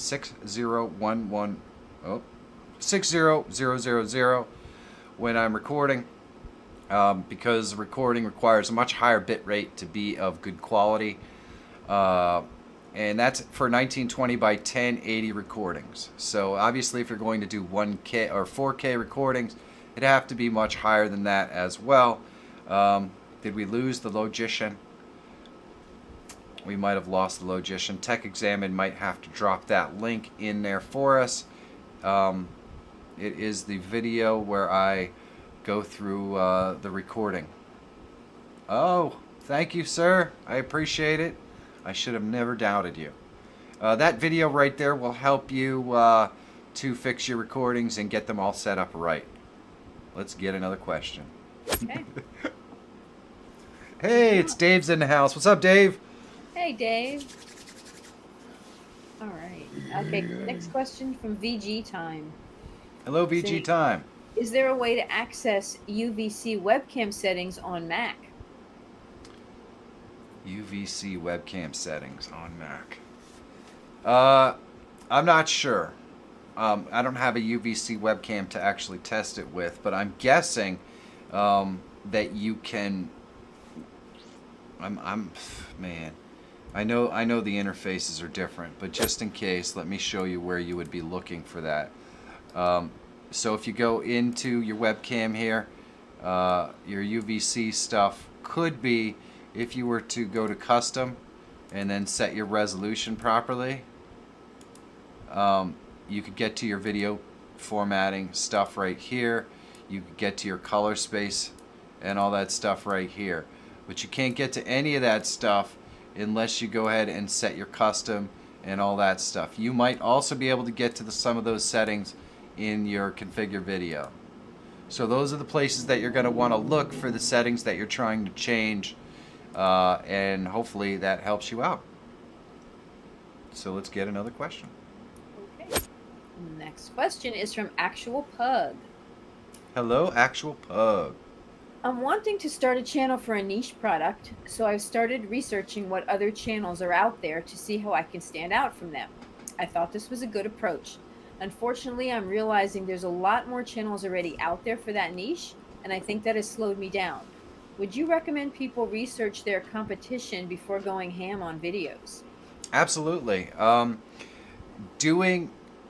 Create a channel that just goes out there and looks for. So just create an email, which creates another channel, and then just in that channel go out there and watch the kind of videos that you want to be doing, and then YouTube will basically tell you what kind of videos are being suggested and successful on those channels. Then you go watch those videos, you take notes, and you take the things from those videos that make them successful and try to integrate them in your own style into your own videos, and you will find much quicker success. But you can't have success on YouTube unless you understand what YouTube is suggesting and what YouTube is, what the YouTube audience in your niche is actually looking for. I didn't have any success on any of my channels doing any of my content until I determined what people wanted to see. The best way to do that is to watch content that you know people are already loving and enjoying in your niche. So even if there's 10,000 channels doing it, there are probably 9,998 channels out there doing it without success. So watch the channels that are having success and emulate some of the things that they're doing, and you will find success a lot easier. All right. No need to reinvent the wheel, I guess, is the good old standard on that one. Sloan Slayer, you are so welcome. All right, what do we got, babe? Okay, we have Sparta Boss. Hello, Sparta Boss. How to make a custom gaming room overlay like Dr. Disrespect. I love your content. Well, thank you so much. So in order to create a custom overlay, you kind of have to have a little bit of skill using editing software and that sort of stuff. It's not difficult or even impossible to do, and some of them you could do directly in an application, such as Prism Live Studio. There's kind of ways to do it, but if you want to learn how to create it, TechExamine just dropped a link in there that I did a video on this overlay that I'm using right here. I can show you exactly how to recreate this exact overlay in DaVinci Resolve. Now, you might not want to recreate this exact overlay, but it will give you an understanding of how overlays are created so that you could create your own in whatever style you want, including Dr. Disrespect. So you just that video will get you in the right direction of learning how to set them up and create them so that you can do it. So there you go. Hopefully that helps you out. Let's get another question. Just don't live stream in bathrooms. Yeah. Yeah. Yeah, you would Yeah. think. Okay. All right. As much as I would love to give you another question, we have come to the end of our questions for the evening. What? What? Should I say What it do you again? mean? What do you mean we're out of questions? How could we possibly be out of questions? We are out of questions. You know, like, when you're having your big in popcorn and you come to the end of it, and no matter what you do, there's no more. This is like that. We have no more questions. I don't understand. So why not?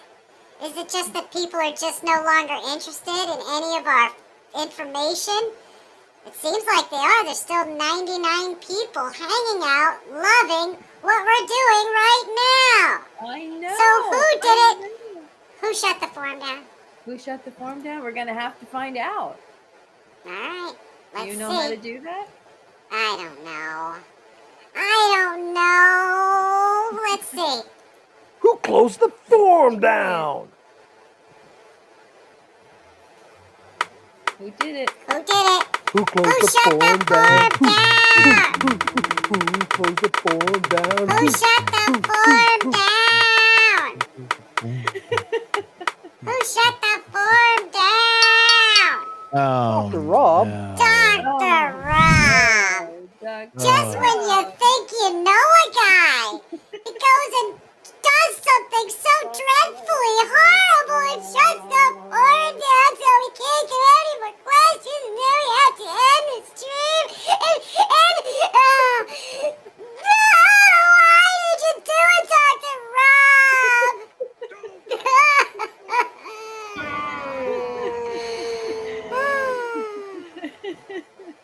We still It'll love you be though, Dr. Rob. okay. I guess we'll just have to do this again next week for Yes. the very first time. Yes, I think we will. Oh my gosh, what an unbelievable night. We had 100 folks in the up to 120 folks in the room, 215 likes, so many amazing questions this evening. Awesome super chats and donations. You guys humble me. Oh my goodness. It has just been awesome. Thank you guys so much. Holy Yes. mackerel, honey. This was a wonderful stream. This was a great stream. Everybody comes and you think you're just coming to join the stream and learn something, but you know what? We're one big family here, guys. I appreciate you guys. We appreciate you guys coming back every week just to hang out. The new people who come in every week to learn something and then come back the following week. That's just great. We truly, truly appreciate you guys. The thumbs up and the subscribes and everything, guys. Thank you so, so much. And ladies, thank you so, so much. Yes. We do appreciate They've it. definitely become part of our streaming and YouTube family, and Yes. that is awesome. Yes. Meg Squad, Trevor, Dr. Rob, Onion. Let's not And it's let's just not forget 69mega.com. yeah, Our Chance AI and, help you find perfect match. Chance and K9 have been here a lot, and it's just too much fun. It's Yeah. just too much fun. You guys humble me, and it's just amazing. Yes. 219 likes now. We're actually pretty close to 220. 220. It's 220. ridiculous. Yeah. Yeah. It's so Oh my awesome. goodness. But it is that time, honey. Yep. I know. And we are going to be heading out, but we will be back for all of those who have been here before. You know the spiel. We will be back here next week, 7 o'clock Eastern Standard Time, the only legitimate time zone. Everybody say it with me. So we can come back, answer your questions. If you didn't get your question answered this time, please come back next week. We will be here. The form will be open. You can pop your question in and we'll definitely get to it for you. We do appreciate you being here, and we will see you next time. Have a great one. Thank you, honey. You're welcome. All right, I definitely want to say thanks to Michael Tech Examine for helping with the producing, and Monica, the amazing question reader, and she's not hard on the eyes either, which makes it that much more pleasant. She always makes me laugh. The Logician does an absolutely amazing job of moderating the stream, along with Dr. Rob and Cyprian Foxclaw and so many others that help contribute to making this live stream what it is. I couldn't possibly do any of this without you guys.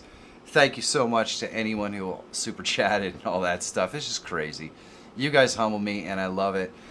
I say it after every live stream, and this week is going to be no different.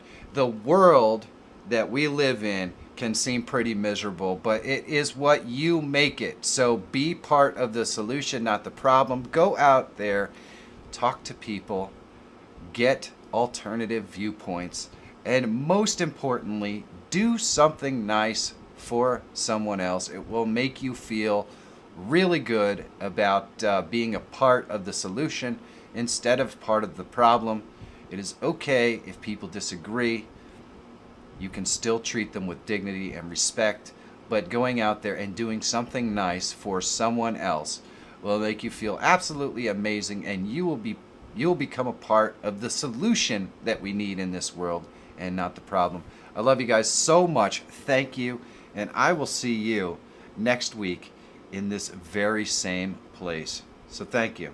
Today's video is sponsored by Envato Placeit. Placeit is a marketplace for all kinds of assets that can help you with your YouTube channel. Things like art and live streaming and video assets. You can create amazing face cams and live streaming overlays really easily. There are hundreds of templates, and each face cam and overlay can be modified with different designs, colors, text, and text fonts. The process is super easy, and you can even incorporate your own logo, or if you're like me, your own Placeit design logo, and you can put it right in your design. This gives you an infinite number of overlays and face cam possibilities for your live streams. And they're so easy to create, you can use a different one every time you live stream if you wanted to. So please, click the link in the description and check out Envato Placeit for yourself. Big thanks to all the sponsors that support this channel. You can find their links in the description below under the heading sponsors. I couldn't possibly keep doing this without them or you, so thanks. And if you're always looking for tools, tips, and tricks to help make you a better live streamer or YouTuber, subscribe to the channel. My name is Michael Fire Jr. Thank you so much for watching. Have a great day, and I'll see you in the next one.